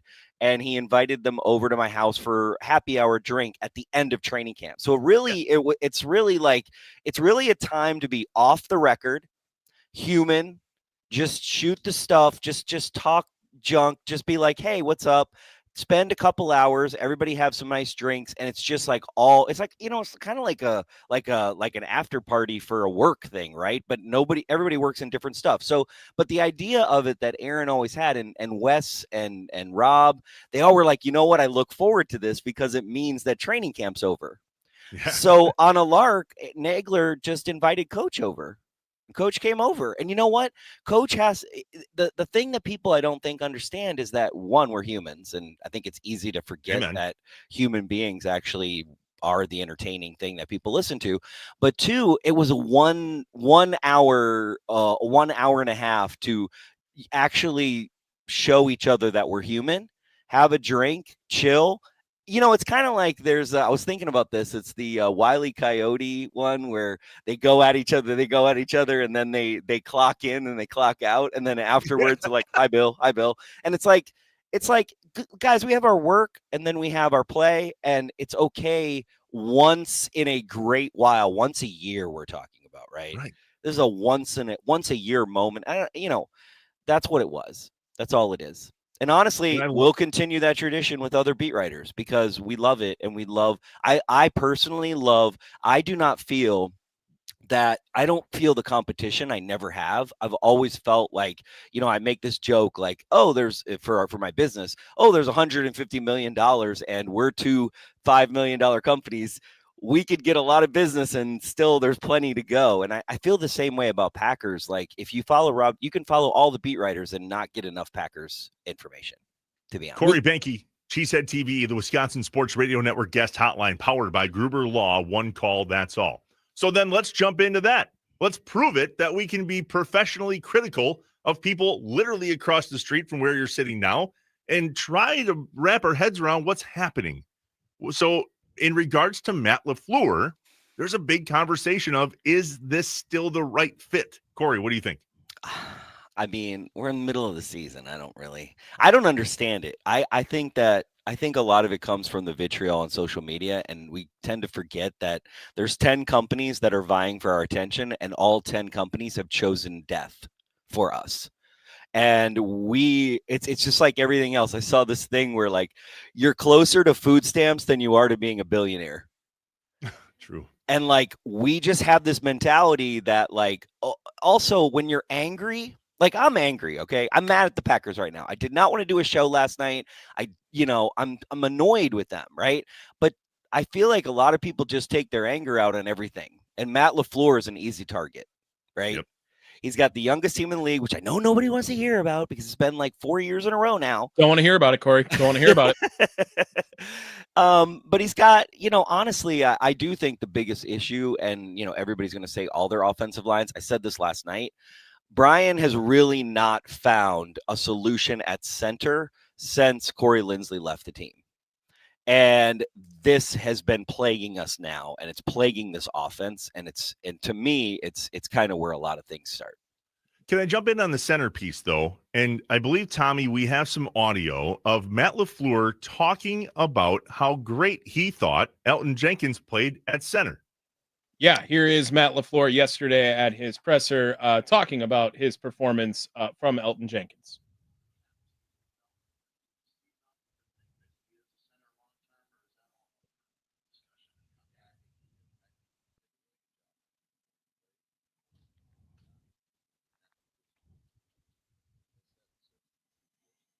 Okay, let's not be personal, Corey. Let's be professional. But I don't think he's doing a great job. Criticism necessary on Elgton Jenkins. Yeah, well, I mean, we talked about this too on the show last night. It's like you took a guy who was going to get more money. You almost forced him to be center, by the way, right? They forced this guy to be center. They kind of twisted his arm. I'm not in the middle of the negotiations or all that kind of stuff, but it just kind of felt like he was really good at the position he was at. And then they forced him into this other position. And then now Sean Ryan, a guy who was not very good at right guard. Okay, let's be honest. Professional criticism. Yeah. That's going to be your center. That was your plan. It just, yeah. And now this is Brian and Matt, right? I'm not just all in on Matt, but no, I don't get it. It didn't feel like Elgton was doing a great job this season. I mean, he wasn't bad, but it didn't feel like he was Corey Linsley lights out. There's not a lot of daggers headed towards Brian Gutekunst right now. It seems to be that Matt LaFleur is at front and center based on how the offense is playing or not playing. Corey, do we have the talent on the field right now that the Packers need to be successful? Yes, for sure. We saw it in week 1 and we saw it in week 2. I mean, yeah, there's these little problems, but it's like this is our biggest problem. It's almost my problem as a fan too. This team teased the hell out of us in week 1 and week 2. They set this expectation bar that was like this high, and then they didn't. Now they're in the middle of like a morass of garbage, and we're like, wait, what happened? Like, wait, this is supposed to be 2025. We're supposed to be lights out. So, look, it's not if, it's when. And when you get hot, I'd rather not be hot right now and be hot later, and that's all I can pin my hopes on right now. Yeah, but Corey, I mean, the NFC ain't getting easier, right? I mean, this is a very competitive NFC North. It's a very competitive conference in the NFC. I know Green Bay still has 5 divisional games ahead of them, and that's something that you can look at as a positive, and that they can still control their own destiny from that. But again, if you're saying the talent's there, and so there's not a problem with the personnel. Like, where do you go with the problem? Well, here's the thing. We just witnessed on Monday night. I know it's really hard to understand. I know it's hard because my feelings as well. We just witnessed one of the greatest performances by a Packers defense in the last at least 7 years, maybe 10 years. And I know we're so not used to our defense being good that we're like, oh, our defense. Yeah. Oh, we didn't win. Right. We held arguably the best NFC team. I think the Eagles are the best team in the NFC. Maybe I could be wrong, but I think they're up there. I think they're in their conversation. And we held them to what, 13 or 16, 10. Yeah, I can't remember scores half the time. But you nailed you nailed everyone in which they lost. You got every single one just out of order. Sure. But that's the thing. It's like we're holding teams this low. It's just our offense has got to get our head out of their butt, So if we look at this weekend, then fast forwarding now to the Giants game, I'm accidentally comparing this to a number 24 Washington coming into Camp Randall with 0 Fs. And here the Giants are moving on from Dable. Now Jameis Winston's the starter. I would like to think they don't have any Fs. And that's scary to me as a Packers fan. Is this a must win, Corey? No, it's not a must win. But here's the good news. They're not playing Tommy DeVito on Sunday. Yeah. Good point. Good point. I mean, all over it. No, we are playing Jameis Winston, but no, I don't. Why isn't this a must win? Because Xavier McKinney, we don't need to play the audio, but Xavier McKinney said in the locker room yesterday, this is a must win game. So in your opinion, why is it not? Because I got to reset my expectations. I want this team to make the playoffs and I want them to get hot late, and they got to figure their stuff out. And I just feel like it's more important. Like, for instance, to get in the weeds on the nerdiness, Nagler and I were arguing between 11 personnel and whether they should go jumbo. They played more 11 personnel, and I knew when the Kraft went out that they were going to play a lot more 11 personnel, and they did. It's like an 82% rate on 11 personnel, which is like 20% higher than they've ever been. So, like, maybe they go jumbo. They got to figure things like that out. Like, do we go bigger package against these teams? And really, if we're really going to be a running team and we're going to put everything on Josh Jacobs, then we've got to figure out our blocking. And so I want them to figure stuff out. Like, if they figure things out on offense and they lose, I'm not going to hate on that. I'm just not. I'm and it's only because I'm resetting my expectations after Monday's game. It's like we're going to pin our ears back with defense, and then we got to go after it. But Corey, is it that doesn't seem fair to fans either, that they have to reset their expectations? I mean, they made a move for Micah Parsons. That was an all-in move, and that was a move that the front office was creating these expectations, in my opinion, for this team. And to say that, oh, actually, we were wrong about talent evaluation, execution, coaching, wherever the problem may lie in this, I don't think that criticism makes you a worse fan, right? And I think that you have to have these criticisms, and the reason you bring them up is because you care so much, and because we all want to see the Green Bay Packers go. Can we agree to disagree on some of the differences as to why there's a problem? Absolutely. But I think a lot of this criticism in the last 2 weeks, at least, seems pretty justified, Corey. 100% justified. Yeah, no, I have no problem with criticism. I'm just saying I used to in the old days, I used to tell people how to fan, but nowadays I'm more focused on what do I need to do for my own sanity. And so more of that is coming from like my sanity over time. Yeah, 100%. I just can't get angry this much anymore. It's ridiculous. And like, I just can't. I can't do it. So I'm not telling anybody how to do it. I personally, I've always never got into play calling. Aaron and I were kind of going back and forth on like, and I tend to agree with him. Mina Kimes kind of chimed in on this too, how we are on first down. Why are we always running on first down and then they're keying on that? And it's just ridiculous. Like, can we just try to pass on first down, or can we try to put it on Jordan? It's hard to put it on Jordan when the whole line's cracking down, but I do think Jordan has it in him. If we gave, like, that's another thing. Like, if you saw Jordan Love just eat up the field on Sunday, but we still lost, I think that's a takeaway, right? It's like, to me, it's like, I feel like it's kind of like with stocks. We get so caught up in like the price of Bitcoin today, right? Or the price of a stock today. And the Packers we're a long term. We're trying to get into the playoffs. We're trying to get into the dance and have a chance to win it. And if anybody was around in 2010, like we were talking about this morning, it's like in 2010 at this time, the whole season was done. It was over. There was no one. We had more guys on the injured reserve than we do right now. It was crazy. And the fact that, we had Aaron Rodgers. Well, guess what? We have Jordan Love at the same age as as Aaron Rodgers was. And by the way, Jordan Love in 39 games, I think we're 39 games or 40 in, his stats are better than Brett Favre's and better than Aaron Rodgers at the same time in their career, which now I know that's been shoved down our throats. But there's so much hope for this team. We're Star Wars. We're Star Wars. What is it? The fourth one? Yeah, the fourth one. The first one. That's where we're at right now. New hope, baby. New hope. Corey Behnke, Cheesehead TV, Inside Wisconsin Sports. Thanks for jumping on, giving us some professional analysis. You do it really well. Thanks, buddy. Oh, thank you guys. All right, we'll chat with you soon. By the way, if you want to know more about Corey and his personal side of things and how all this became, jump on the Inside Wisconsin podcast. He was my last guest. We had about a 35-minute conversation about just how all of this Cheesehead TV stuff came about. And it really shocking when you sit down and talk with someone. It really helps you understand where it all came from. Yeah. I feel like that's every human story ever, right? Yes. But surrounding around a Packers content business. Awesome. And there are lines, and that's all good. That's all good. All right. I appreciate that conversation. Moving on. When we come back, we saw that Paul Tagliabue passed away. Tommy would go, who?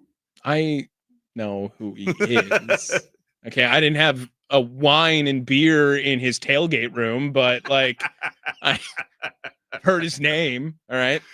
He had a major impact on the Green Bay Packers organization, and I don't want that to go overlooked. So we'll share with you some of the things that we can actually hang our hat on from the Green Bay Packers perspective, thanks to Paul Tagliabue.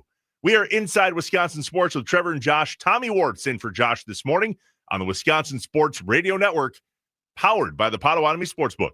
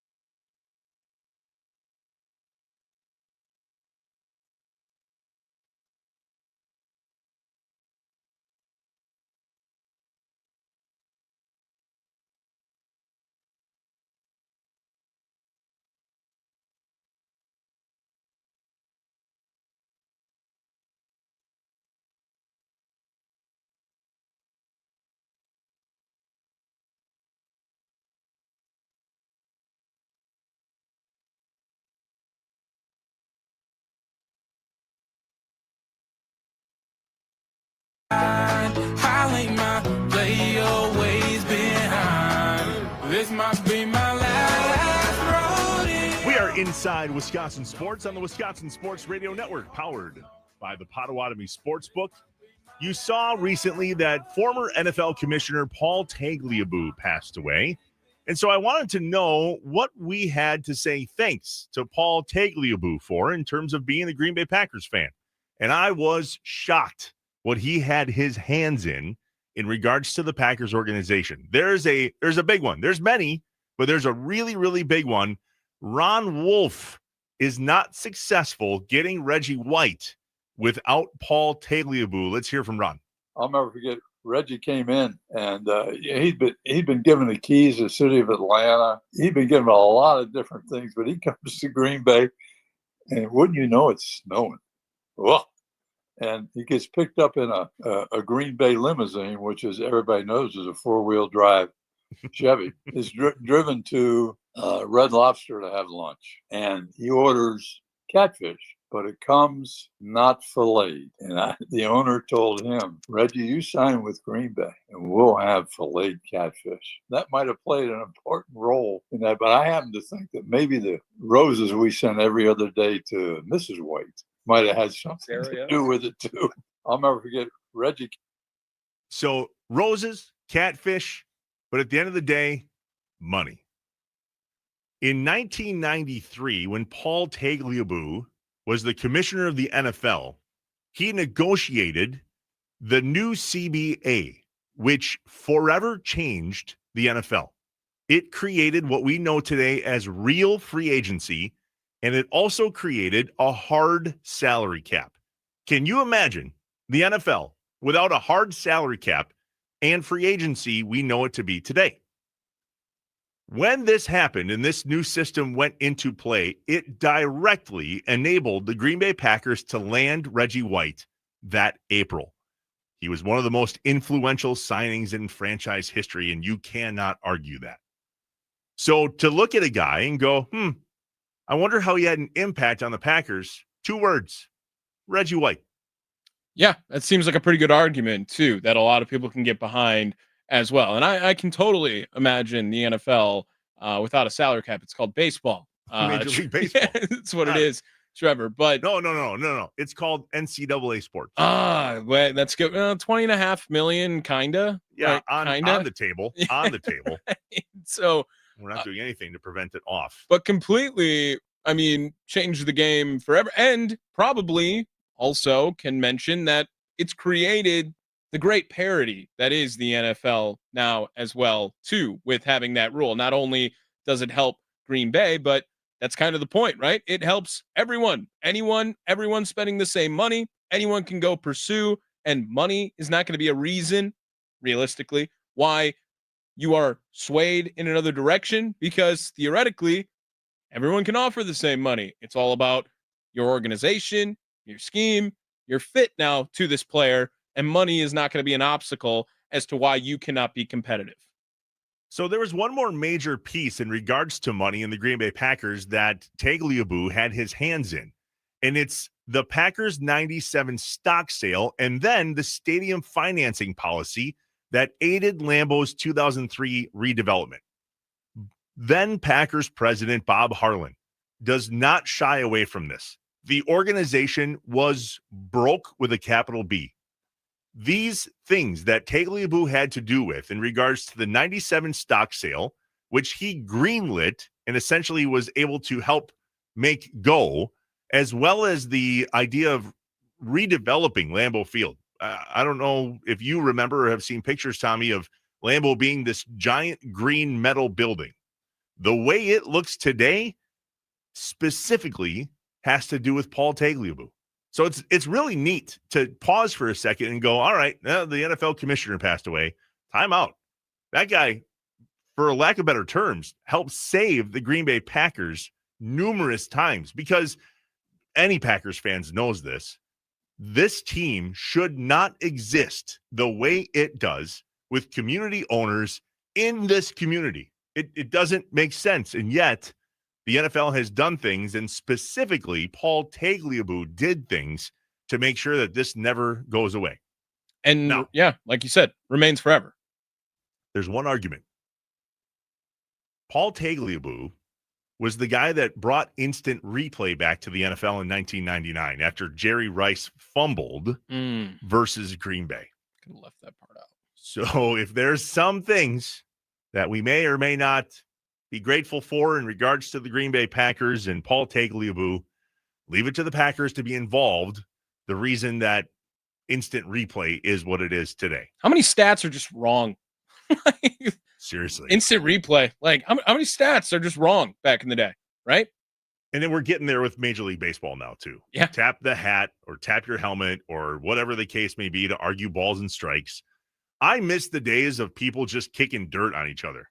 Let's just argue about it and get nasty. Yes. That was fun to watch. Absolutely. And I am so sick of this eye in the sky stuff with instant replay in the NFL. Ugh. Yeah, who cares? It's too much. Too much. That game, 98, Packers, 49ers, wild card. Instant replay was reinstated in 1999. So on behalf of Packers Nation, I'm sorry. That whole instant replay thing is our fault because we made Jerry Rice fumble. The top of the hour, Jeff Norgard on Inside Wisconsin Sports with Trevor and Josh. Tommy in for Josh on the Wisconsin Sports Radio Network, powered by the Potawatomi Sportsbook. Stay here.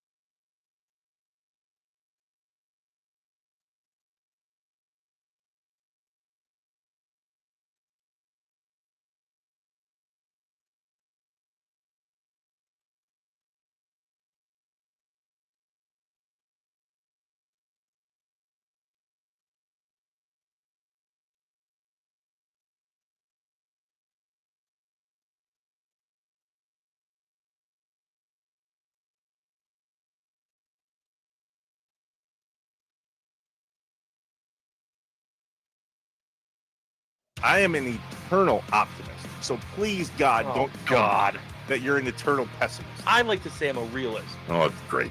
We're going to get along great. This is going to be great. This is Inside Wisconsin Sports with Trevor and Josh.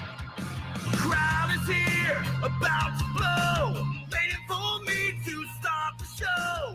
Out the curtain, lights go up, I'm home. Whoa! See a pace also that the Phoenix would like to slow down and keep the score low. Nordgaard opens the scoring. Jeff Nordgaard, the sophomore from Dawson, Minnesota. Past little highlight reel of Jeff Nordgaard back in the NCAA tournament. What year was that? 94? 94. Playing Jason Kidd at Cal in that game. That was the dub. That was the big dub that put GB on the map. Why is that relative? Because we are inside Wisconsin sports with Trevor and Josh. Tommy Ward's filling in for Josh today here on the Wisconsin Sports Radio Network. Stations aplenty, powered by the Potawatomi Sportsbook. 1250 AM and 105.7 FM in Milwaukee. 99.7 FM WNFL in Green Bay. 93.9 The Game in that's in Wausau. And 710 The Game in Duluth, Superior. And joining us now on Inside Wisconsin Sports relative to the conversation about what happened last night and what's going to happen on Friday night, my buddy Jeff Nordgaard, UWGB icon. Is that fair? Icon? You're an icon. That's a good way to put it. I like it. Yeah, thanks. Yeah, icon. Your number's retired, Jeff. I mean, you don't just get that for being average. For average play. You know how you weren't average? You got drafted in the NBA. Who drafted you? The Milwaukee Bucks, which is a fascinating tale right now because you're also the uncle of Con Knipple, who happened to play against the Bucks for the Charlotte Hornets last night and will do so again in Milwaukee on Friday night. First question, did you get a comp ticket for tomorrow night, I hope?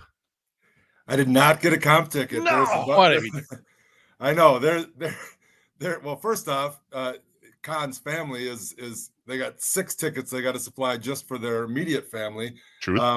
I talked to Sherry the other day, and she said that she expects there's going to be about 2,000 people there, specifically for Khan that she knows about.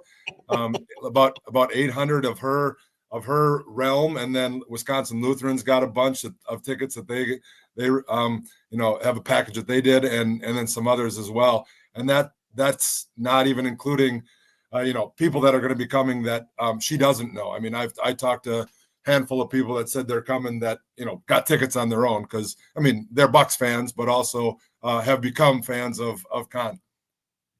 It was fun to watch him play last night. He had a decent game, 16 points, hit a couple threes. It was early on, fun to watch. And now that was the first time he played against the Bucks. And obviously tomorrow night, the NBA Cup game at Fiserv Forum will be the first time he plays against the hometown team in his hometown. So I know you're wearing a couple hats here.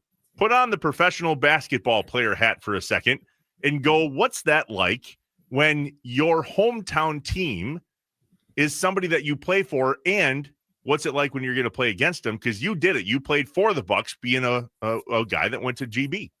Sure. Yeah. Well, first off, let me backtrack a second here, Trevor. You said he had a decent game with 16.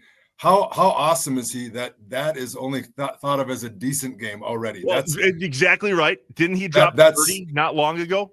Right. That's just showing how amazing he's been to start his NBA career, that we're talking about a 19-year-old, 20-year-old rookie who had a decent game with 16 points in a double-figure win over his hometown team. There's that. Emphasize, Nordgaard says Khan has decent game. All right. Yeah. Right. I'm going to eat that for a while. Mm-hmm. Yeah. But no, I mean, to play against your hometown team that you grew up watching is pretty amazing. And I had some people text me, how does Khan feel about playing against the Bucks? That's his team. And I jokingly just put happy.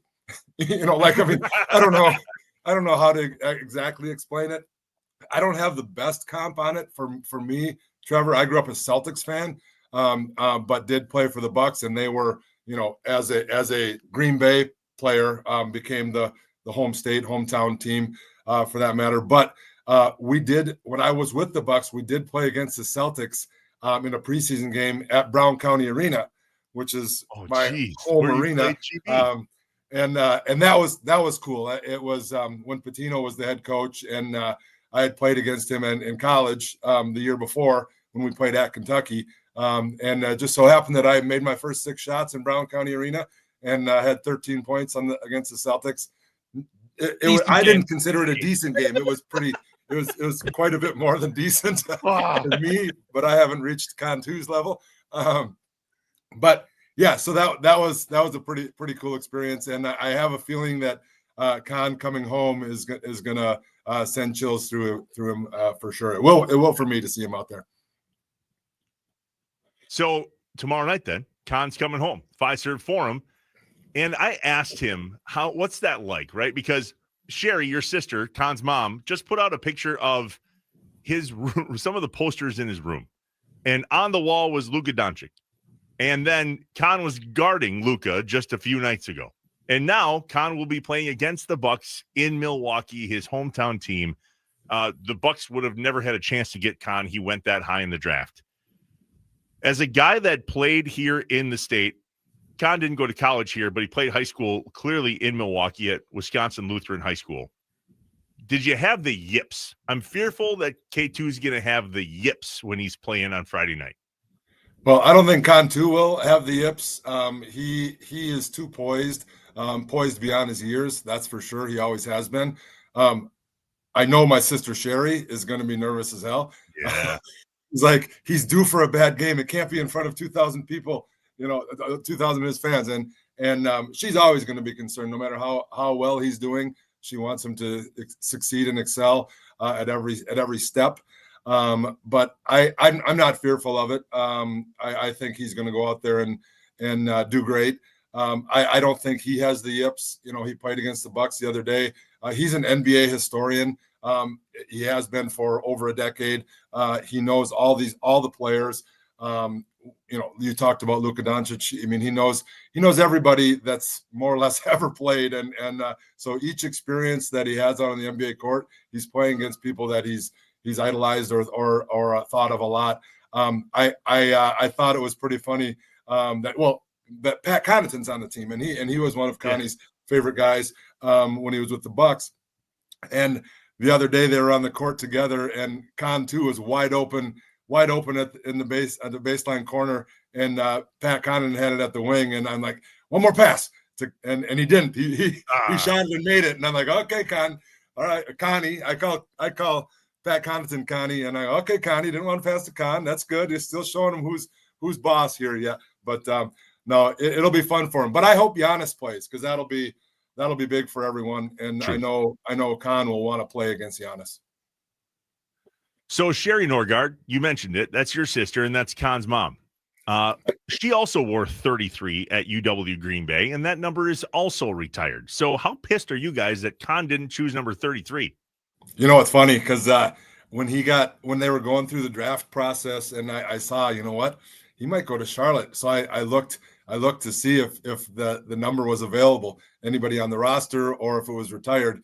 It was really weird that Charlotte only has one retired number, and it's Bobby Phil's, which is strange, but maybe it was just he was there forever and he was decent. Like the 16-point game. It's gonna haunt me. But no, so I told him, hey, Con, 33 is available. 33, you can bring it back, because that's what he wore at least his senior year in high school. Also, the funny thing is my wife Alexis wore 33 at Butler. My son Dawson wears 33 at Michigan Tech. So it's a big number in our family, but he chose to follow his own path and keep that number 7 that he wore at Duke, which is still a nod to number 33, because the number 7 is chosen because Larry Bird's Olympic number. And so that's why he goes with that. And that's what I did when I went over to Europe. I'm a 33 guy. They didn't offer that, not numbers above 15 when I was playing back in the old days. So I went with number 7 because it's Larry Bird's Olympic number. Tommy, jump in here. What are you thinking? I got questions for you here, Jeb. And the first one I'm thinking of is you're talking about these experiences for Khan and how poised he is and how you're, no moment seems too big enough for Khan right now in his early NBA career. But what about you personally? Who's the guy that you lined up in front of and you were like, oh my God, like I'm on the same court as this guy right now? I mean, you played in a pretty awesome era of NBA basketball, and I'm sure the list is more than one person. Maybe what was the first experience you had with that, or the one player that everyone would be like, oh yeah, no doubt, I'd have the same experience as well? Sure. Well, I have two quick stories on that. So one, since I started talking about Larry Bird, I'll tell this one. We played against the Indiana Pacers at home in Milwaukee. At the time, Larry Bird was the coach, so he was done playing. He was the coach, and I asked one of my assistant coaches, I go, hey, I idolize Larry. He was my favorite player. What's the protocol? Can I go up and talk to him before the game? He goes, yeah, go over and talk to him. So I went over there and say, hey, Coach Bird, my name's Jeff Norgard. I just wanted to tell you, I was a huge fan of yours growing up and all that. And he goes, oh, thanks, I appreciate it. And he asked me, like, how do you like it here? And I said, well, it's good. They treat me like a hometown kid because I played at UW Green Bay, which is just up the road. He said, yeah, I know. I saw you play in college. You're a good player. And I was like, what? Larry Bird knows who I am? This is amazing. And we talked for a little bit longer, and then I went and warmed up a little bit more. This was the pre-warm-up before you go into the locker room and come back out. And I missed my next 10 shots because I was like, Larry Bird knows who I am. He knew. He knew. Yeah. But so I get in that game, and I guarded and was guarded by Chris Mullin and Reggie Miller, 2 Hall of Famers. So that was pretty cool. And then I got the ball at baseline in front of the Pacers bench, and I heard Larry Bird say, get out on him, he's a shooter, as I knocked down a 17-foot jumper. So that was pretty cool. I actually just right there. As soon as Larry Bird's like, he's a shooter, it's like wherever I'm standing, gotta go up with it. Goosebumps, Norgie? I have goosebumps. Yeah, I have goosebumps from that. It is my number one memory from my short stint in the NBA. One of the other ones was the Celtics game that I talked about. And then the other one that people might have interest in is that I played against Michael Jordan, and he guarded me, and we have a picture hanging up right over there of him guarding me. Now, granted, his back is facing me, so I don't even know if he knows I'm on the court, but we're in the same picture together. It's like, this he didn't get the memo that you were decent in college. Yeah. Right. Exactly. He need to talk to Larry Bird. Yeah, Jordan dropped 32 that day. It was a decent day for him. No, but so I'm playing in that game, and I had early in the game I had got an and one at the hoop. That said, it didn't go in. Rodman goaltended it, so it didn't actually go through the hoop. And then I didn't get the and one because I missed my only free throw. I only missed one free throw my whole time in the NBA, and that was the last one that I took. Yeah, but then I got the ball on the post on the block on Scotty Burrell, and I gave him an up and under. And I vividly remember thinking to myself, all right, here we go, 4 points, tie a career high. And it got swatted off the backboard by Tony Kukoc.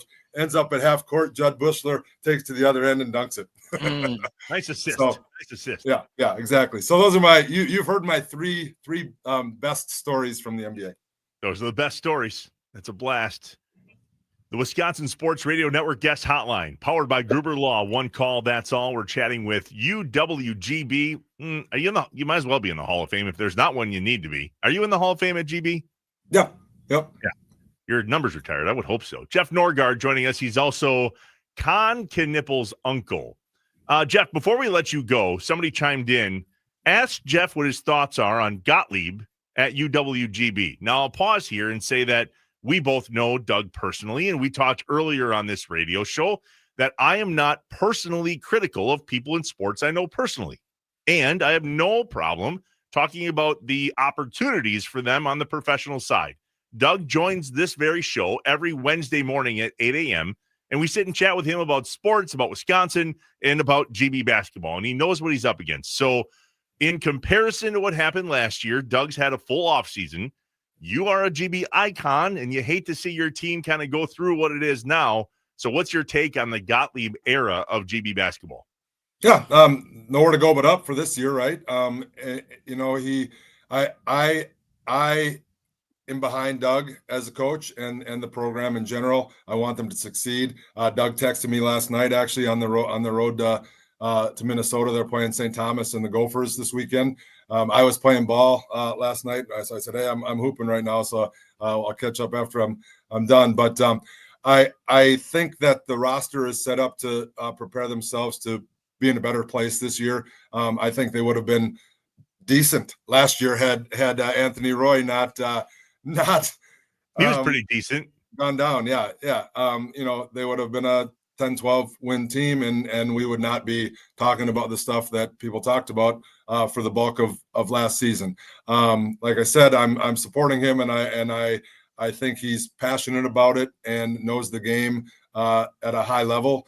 And I think that there's going to be improvement this year. I have a question in regards to the different eras now of collegiate athletics we are in, Jeff. This NIL deal going on right now, and you talk about UWGB, where their budget for it, if they have one, isn't even close to something where Con can go to Duke, right, and be capitalizing on this. How do you feel about the issue in itself, or the situation, if you don't see it as an issue? But imagine if you were going through this process back in the 90s and with UWGB or with another big-time program on the NIL era right now in college athletics. Well, I believe that the players should be paid, and the NIL is overall a good thing. It probably needs to have some guardrails on it to make it less polarizing, let's just say. I believe that the transfer portal is the bigger issue. The NIL is less of an issue, but combined with the transfer portal, it gets thrown into the same discussion, and it is looked at negatively especially by people of my era that didn't get to, grew up being fans of college basketball the old way, the way it was, and didn't get to reap the benefits, some of us players, of the way it is now as far as the finances go. Now, granted, there was plenty of high major athletes that made illegal money. Now they can make it free. But it does make for a difficult. The playing field is not even because, as you mentioned, UW Green Bay does not have the same level of NIL potential as Duke, or let's just compare it to Wisconsin, and because Wisconsin has way more money to throw around basketball wise than Duke did, but Duke maybe provides. I'm speaking specifically on Con, but sorry, I got an alert here on my thing, so there we go. But there are certainly options. Like if you're playing at Duke, you can make money, commercials and all that you might not be able to at a place like maybe Wisconsin or Green Bay for that matter. So it's not an even playing field, but the coaches and programs that have figured out a way to navigate this the best are the ones that you're seeing have success, for fair or not. And there's coaches that are excellent coaches that decided they want out of it. One of our legends, icons at Green Bay said, "I don't want to be a part of this anymore. I might be one of the best." He doesn't say this, but he's one of the best coaches that college has seen. And Tony Bennett. And he did not want to continue on a path with the way college basketball looks now. And hey, I get it. But there are plenty of people that have figured out a way to navigate it and find success. And one more real quick last one. Sorry. Is this going to impact forever Wisconsin recruiting Wisconsin?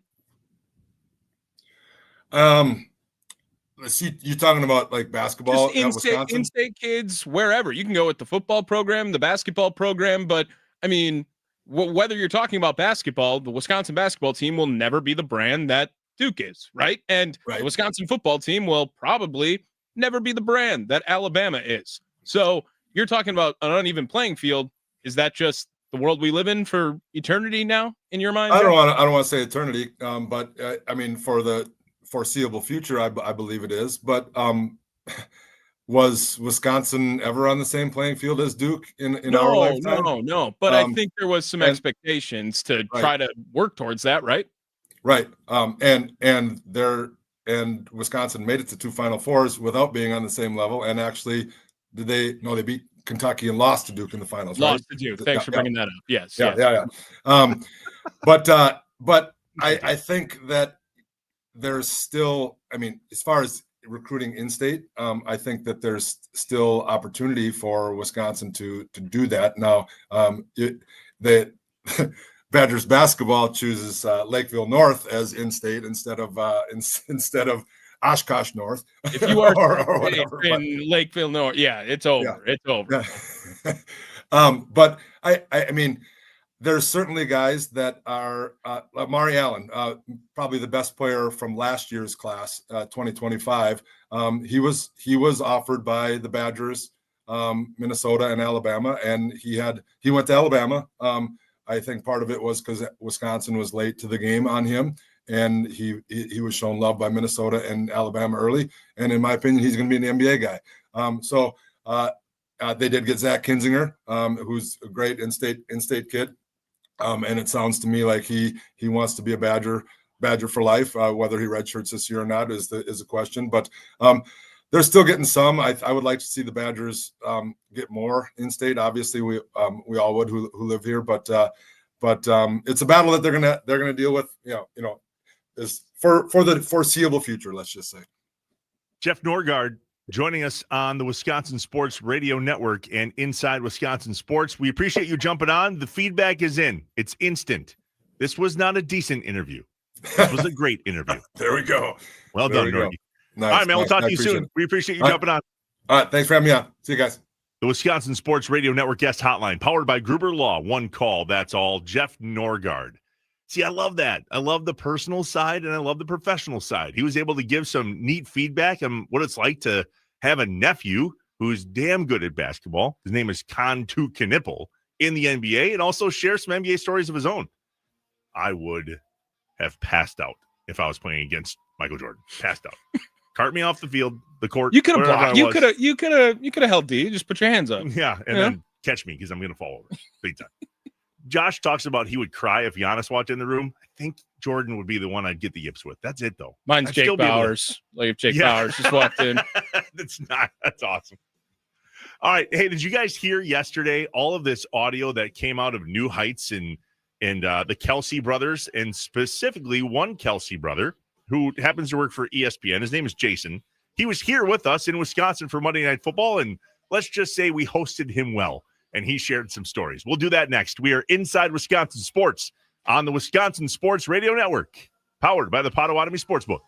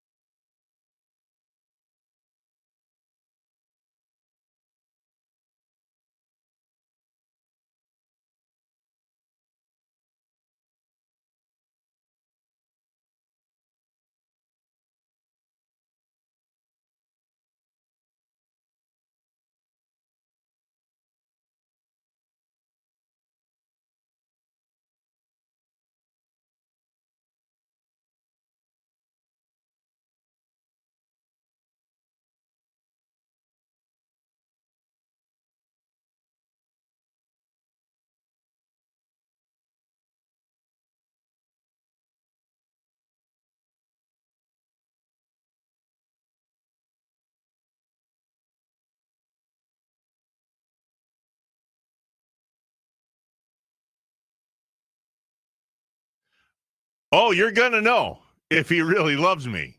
Jason Kelsey, big fan of Wisconsin. And we'll share with you as many stories as we possibly can. Forgive the bleeps in advance. What's up, Wisconsin? Welcome back. We are inside Wisconsin Sports with Trevor and Josh. Tommy Wart's in for Josh this morning and tomorrow morning and Monday morning.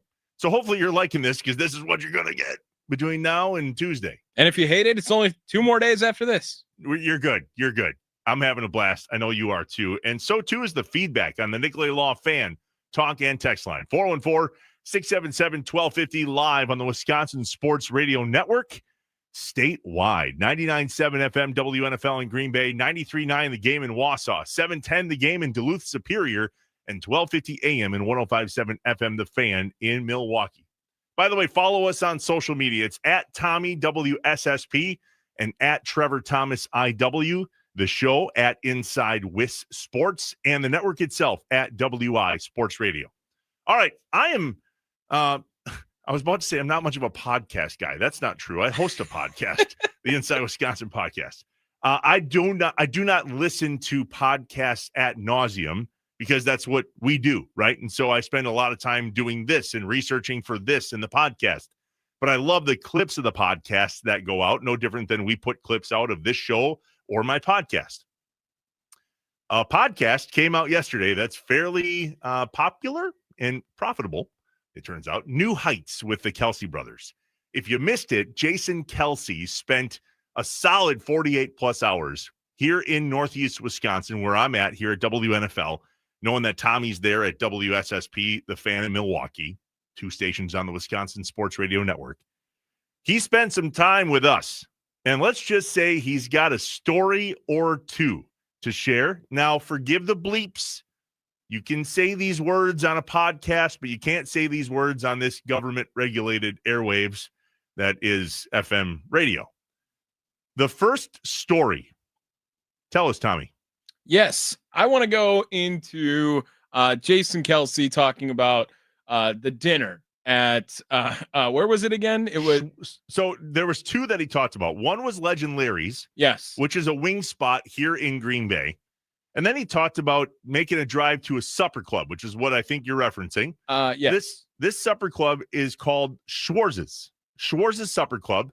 My family, my wife's side of the family, is from this area. This supper club is in a little town, village, unincorporated thing called St. Nazianz. It has a New Holstein address. He's right. It's about an hour south. Now, pause. I understand why he drove to Schwarz's, but he made it sound like it was the only supper club within XYZ radius of Green Bay. Not true. He was literally right down the road from a really good one here in Green Bay. However, Schwarz's is top notch. He went there and ordered the prime rib. We'll share with you which item on the menu we think it was, but here's the story. We actually went out to Lambeau the day before and went and got a tour of Lambeau, Dad and I. Then we went to a supper club, big thing out there in Wisconsin. Went to Schwarz's Supper Club. Fantastic. I had the biggest prime rib. I think it was a joke by the kitchen. Like, there's no way this was an actual. And then, but the waitress kept telling me that's a real legitimate serving. I was like, this is preposterous. Like a dinosaur prime rib. Like, who the is eating this kind of prime rib? Jason Kelsey. It was. I tried. I couldn't get it. Wow. I will show you a picture of this. This thing is probably. I'm not exaggerating. It's probably like a 36-ounce prime rib. Like it was this thick. Damn. It filled up the whole plate. Like I was in, it didn't even look like it was cooked. I was like, what the am I eating right now? So, I mean, is there any better marketing for Schwarz's right now? There's not. Like There's that, not. I mean, what are we talking about here? He is referencing Schwarz's prime rib, St. Anna's prime rib. It is a 32 to 34 ounce prime rib. $60.99. Now, if he thinks it was a joke, there is a prime rib for 2. But his little math there was really spot on. Schwarz's cut 32 to 34 ounce. I'm being informed by my entire wife's side of the family that it's St. Anna, not St. Nazianz, whatever I said. Okay. St. Anna prime rib. My father-in-law just called me. My wife just texted me. See, I should know better. St. Anna. That's where it is. So there was 2 prime ribs. There's a prime rib for 2 that's 50 to 52 ounces. We believe the one that Jason Kelsey got and couldn't house was the 32 to 34 ounce prime rib. That's what they call Schwarz's cut. Now, if you think this is where this ended, you're wrong, because he also got to learn a little bit about the drinking culture here in Wisconsin. Over the course of the day, this is my day. I go to Lambeau, get a tour. We go to Legend Larry's, which apparently is a wing spot in the Wisconsin area. I eat chicken wings and fried food there. I have about 7 spotted cows because when you're in Wisconsin, you're going to drink a spotted cow or 2. I go straight from there, an hour drive to this freaking supper club after the 4 o'clock games end. And at the supper club, the first thing you do is the whole thing is you sit at one table by the bar and you order your food there. And while you're ordering your food, you're drinking alcohol, mainly old fashions.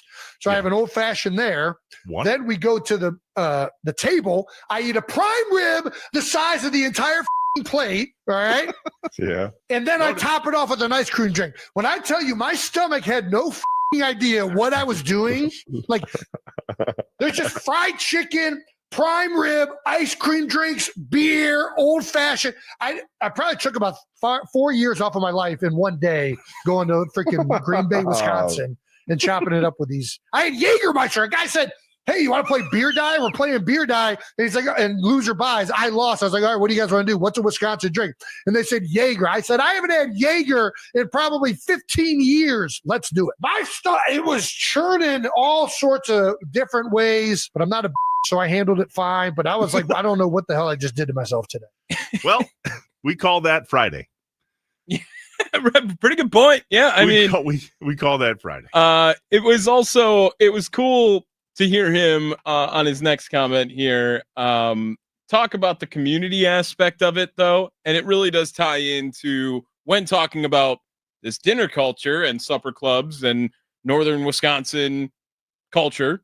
Then he brings it up and tries to relate it back. I just love cold weather people, man. We just talked about it with Canada a little bit, and Wisconsin definitely fits that mold as well.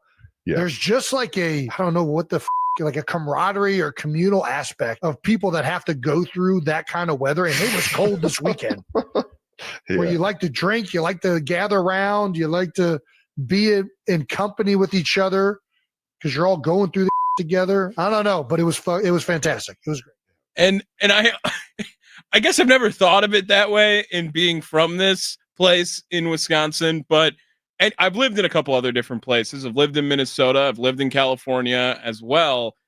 And I mean, he's just like spot on. Like it's just Minnesota, a little bit more, comparable, but like, yeah, we're all going through this together. Like, might as well have a good time while we're doing it, right, Trevor? No, he needs a rule book though, because he did a major mistake. I don't know if you heard it. He made some very critical errors in the time that he was here. So number one, he had a large lunch before going to a supper club. Yeah, that's a miss. Yeah, what are you doing? Complete miss. What's lunch? 7 beers is also a miss when you know you're going to a supper club. You have not experienced the supper club atmosphere the way we expect you to if you haven't had a solid 4 old fashions before you even get to your table. There's some supper clubs here in Northeast Wisconsin that the wait, when you chill in the bar and like he said, you order, it could be 90 minutes. I've had supper club experiences where I go, you know what? Just box it up because I'm good. Turns out I'm good. I don't need to sit down. I don't need to eat. I would like to keep drinking these old fashions and then just wheel me out of here. Yeah. Right? 7 beers, an old fashioned. Then he came out and said, I had a ice cream drink. Yeah, I've never had one of those. Oh, it's fantastic. You haven't lived. Grasshopper, Brandy Alexander. There's a supper club here in Northeast Wisconsin that has its own ice cream drink menu. Club Chalet, I think is what it's called. And then he said they started shaking dice. And he did a shot of Jägermeister. He also said beer die, right? That's what he said. That's what they called it. Okay. It's bar die. Right. Bar dice is what we call it. That's what familiar. Beer die. So let's recap, shall we? 7 beers, an old fashioned or 2, a giant prime rib, fried chicken wings, an ice cream drink, and a shot of Jägermeister. Buddy, all of our stomachs would be doing what yours would be doing as well. That is a shift. Yeah. And an impressive one at that. Yeah. Thank you. Thank you for the shout outs. Congratulations. Gotta it. experience it while you're here, right? You did it well. And You did it right. the beer to old fashioned ratio is way off though. Like one Spotted Cow old fashions from that point on. Yeah, he should have had more old fashioned. That's what I'm saying. Yeah, like that's Yeah. probably more my speed with it. But yeah, I mean, good for him. Yeah, the kicker he didn't mention is he had to get up super early the next morning to go on Good Morning America. So that poor toilet vomiting. Yeah, hopefully he wasn't puking, but yeah, he definitely he did what we would all expect him to do. He tied one on. Good for him. All right, when we come back, what's up, Wisconsin? What do you got going on today? What are you watching? What are you up to? How are you getting ready for what I would consider a must-win game for the Packers? We'll check in with you next, and we'll share what we got going on, too. What's up, Wisconsin? On Wisconsin Sports Radio Network, powered by the Potawatomi Sportsbook. It's Inside Wisconsin Sports with Trevor and Josh and Tommy Warts. Stay here.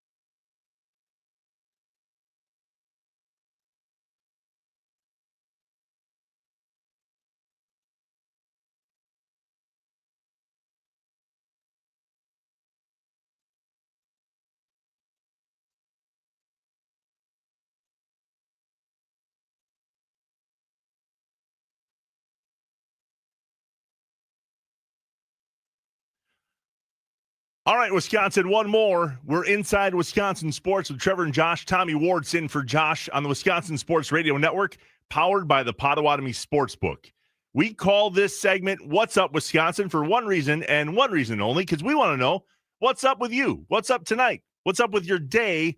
And what should we be paying attention to? Go ahead, Tommy. My day just beginning, right? I mean, tune into the Wisconsin Sports Radio Network all day, of course. 9 to noon coming up. John Kuhn, Rami Makloff, Brandon Snide producing the program. But I'll be involved today as well with the Mason Crosby Show, as I am each and every day. That's from 12 to 2. Camille Davis, one of our absolute favorite guests that we have on with Locked On Bucks and Pack a Day Podcast, does some work for them. She's the absolute best. Always great. And then as far as tonight goes, I don't know. I think we might be beefing a little bit, Trevor, because you're messing up my Pull Tab Thursday schedule. What? There's a great bar over here. Love going to over in my Cudahy land. Pull Tab Thursday. Every drink you buy, you get a free $1 pull tab with it. And usually I drink until I win. Can't do that when you got a 6 a.m. radio show. So I'm waiting for it at least. I haven't gone as much recently, but it's been nice to me. I've won the max prize multiple times at that place. So Nobody likes a bragger. Pretty awesome to get a $250 pull tab when you buy a $4 Coors Light. I don't think I've ever won the max prize on a pull tab. Oh, ever. It's a rush, man. That's why I go to Pull Tab Thursday still. You know how fast, though, we forget that pull tabs are the worst investment ever? Because by the time you pull, if you lose. I know. I don't care either. I could care less. But my point is, by the time I get a $250 tab, I will quickly forget that I'm $3,000 into this thing in my life. I'm like a $20 here, $20 there kind of guy. Hey, should we each throw $20 in kind of thing? I don't think I'm ever spending more than, like, if I can't get anything good out of 20, maybe another 20, so maybe out of $40, like, no way I'm going to do more than that. But I am are you a take it all from the same stack guy or mix it up? As if there's a strategy to Oh, this. there is. Let's be real. Big strategy. So the bar that I like to frequent is called Max Pub and Grill. It's a basement towny bar here in Northeast Wisconsin. That's a place that I feel safe. Okay. So on a Friday or Saturday night, there's a reason there are larger bags under my eyes on Monday morning than typical. It's because of Max. Yeah. Like I love going there, doing the pull tab thing, having some beers, shooting the bull with the people and friends, and after sporting events, whatever the case. They have a fishbowl of pull tabs. Nice. And you can tell when a new set of pull tabs was dumped on the old set of pull tabs. Now I have a problem. Now there's some strategery because I want to know, like, well, did the old pull tabs have the big one already won? Did it not? And then you get these pull tab machines like they have at my bar Sidekicks here. And people play that, but they have to play the different buttons. Yep. You can't get it all out of the same stack.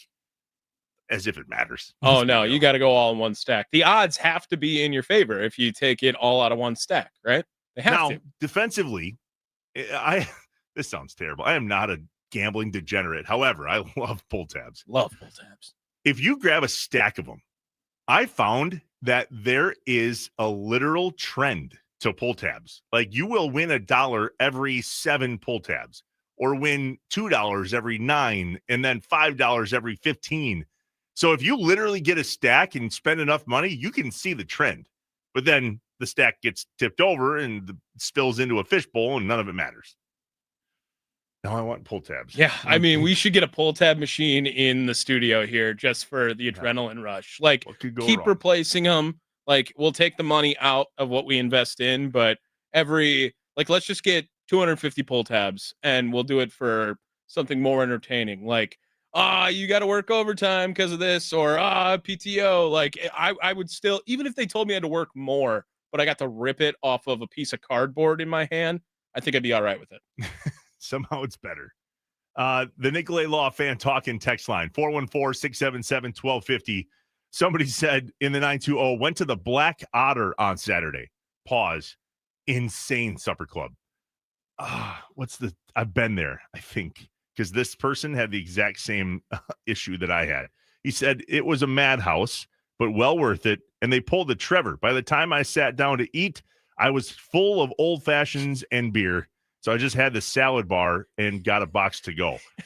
I have the best neighborhood ever, and I will fight you to the death on this. And during the winter time, at least, we do these supper club trips where a lot of us get together and go to do these supper clubs. We went to the Black Otter. I think, is it in Hortonville? Sure. That's off the top of my head. If that's right, then I clearly didn't have enough old fashions. But I think it's in Hortonville. People tailgate at this supper club. Literally get to the parking lot.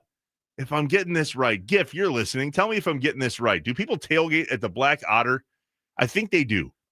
We went in there, and you walk in, and it is B's to N's. I don't know what I can say on the radio and what I can't. It's tight, okay? You order some drinks, and you just sit there and pound old fashions until they come around and get your order, and somehow it's right. Yeah. We walk in with a group of 10 minimum, and these waitresses who are top-notch take your order, and somehow when you sit down, not only does the food come out right, but where I'm going with this is their salad bar. I think they serve you on the salad bar. Oh, okay. Feel It's kind of a important. step above the rest. I love thinking that people go to supper clubs and in the future they're like, yeah, can I get a prime rib, Trevor style? And they're like, what? And then it's like, yeah, just in a box to go. Cause like, Dude, you about blew my mind. I literally have a restaurant that I go to that I order a prime rib Trevor style. I'm not even kidding. way. I can't believe you just said that. I cannot believe it. I am not lying. I literally have a Trevor style prime rib that I order. And the way I like it, which is apparently rare, and you think we get blasted on the talking text line before, wait till I say this. I hate medium rare steak. If it's a prime rib specifically or a ribeye, not prime rib, a ribeye, I order it Trevor style, which is medium in the middle and a crust on the outside. Yeah. Like I have to have the crunch on a steak, and you can overdo it. I am medium rare all the way, but prime rib is traditionally served pretty rare. So Yeah. that's not But it a doesn't hot look- take. I don't. It's not like a red rare like a steak is. It's not, in my opinion. Anyway. It's different. Trevor style. It's different. Trevor style. What? Yeah, that's the word right there. Yes, it's in Hortonville. Which supper club is the one where the gangster escaped from the 20s escaped to up north? Ooh, I don't know the answer to that. We'll find that out and try to bring that back to you tomorrow. I had a buddy buy $150 worth and he won 30. That's the truth. That's how pull tabs go right there. It was all about the journey, not about the destination. Do the math once when you reinvest the money that you won on the $5. Like, let's just say hypothetically you spend $40 and you win 15. Well, you take that $15. Do you cash out? Absolutely not. You're going after the big one. By the time you get to that $250 pull tab, you're into it for a solid bar tab, like a solid night. Don't care. Couldn't care less. But the friends made along the way. The friends made along the way. It's the journey. The journey is the reward, and so too is the $250 pull tab. All right. Hey, Tommy, let's do this again tomorrow. This was fun. Let's do it. This was fun.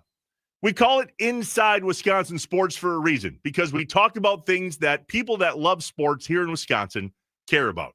Our thanks to Corey Benke and Jeff Norgard for joining us on the show today. Andy Herman joins us tomorrow on the Wisconsin Sports Radio Network, powered by the Potawatomi Sportsbook. This is Inside Wisconsin Sports with Trevor and Josh. Tommy today. By the way, we're not done yet.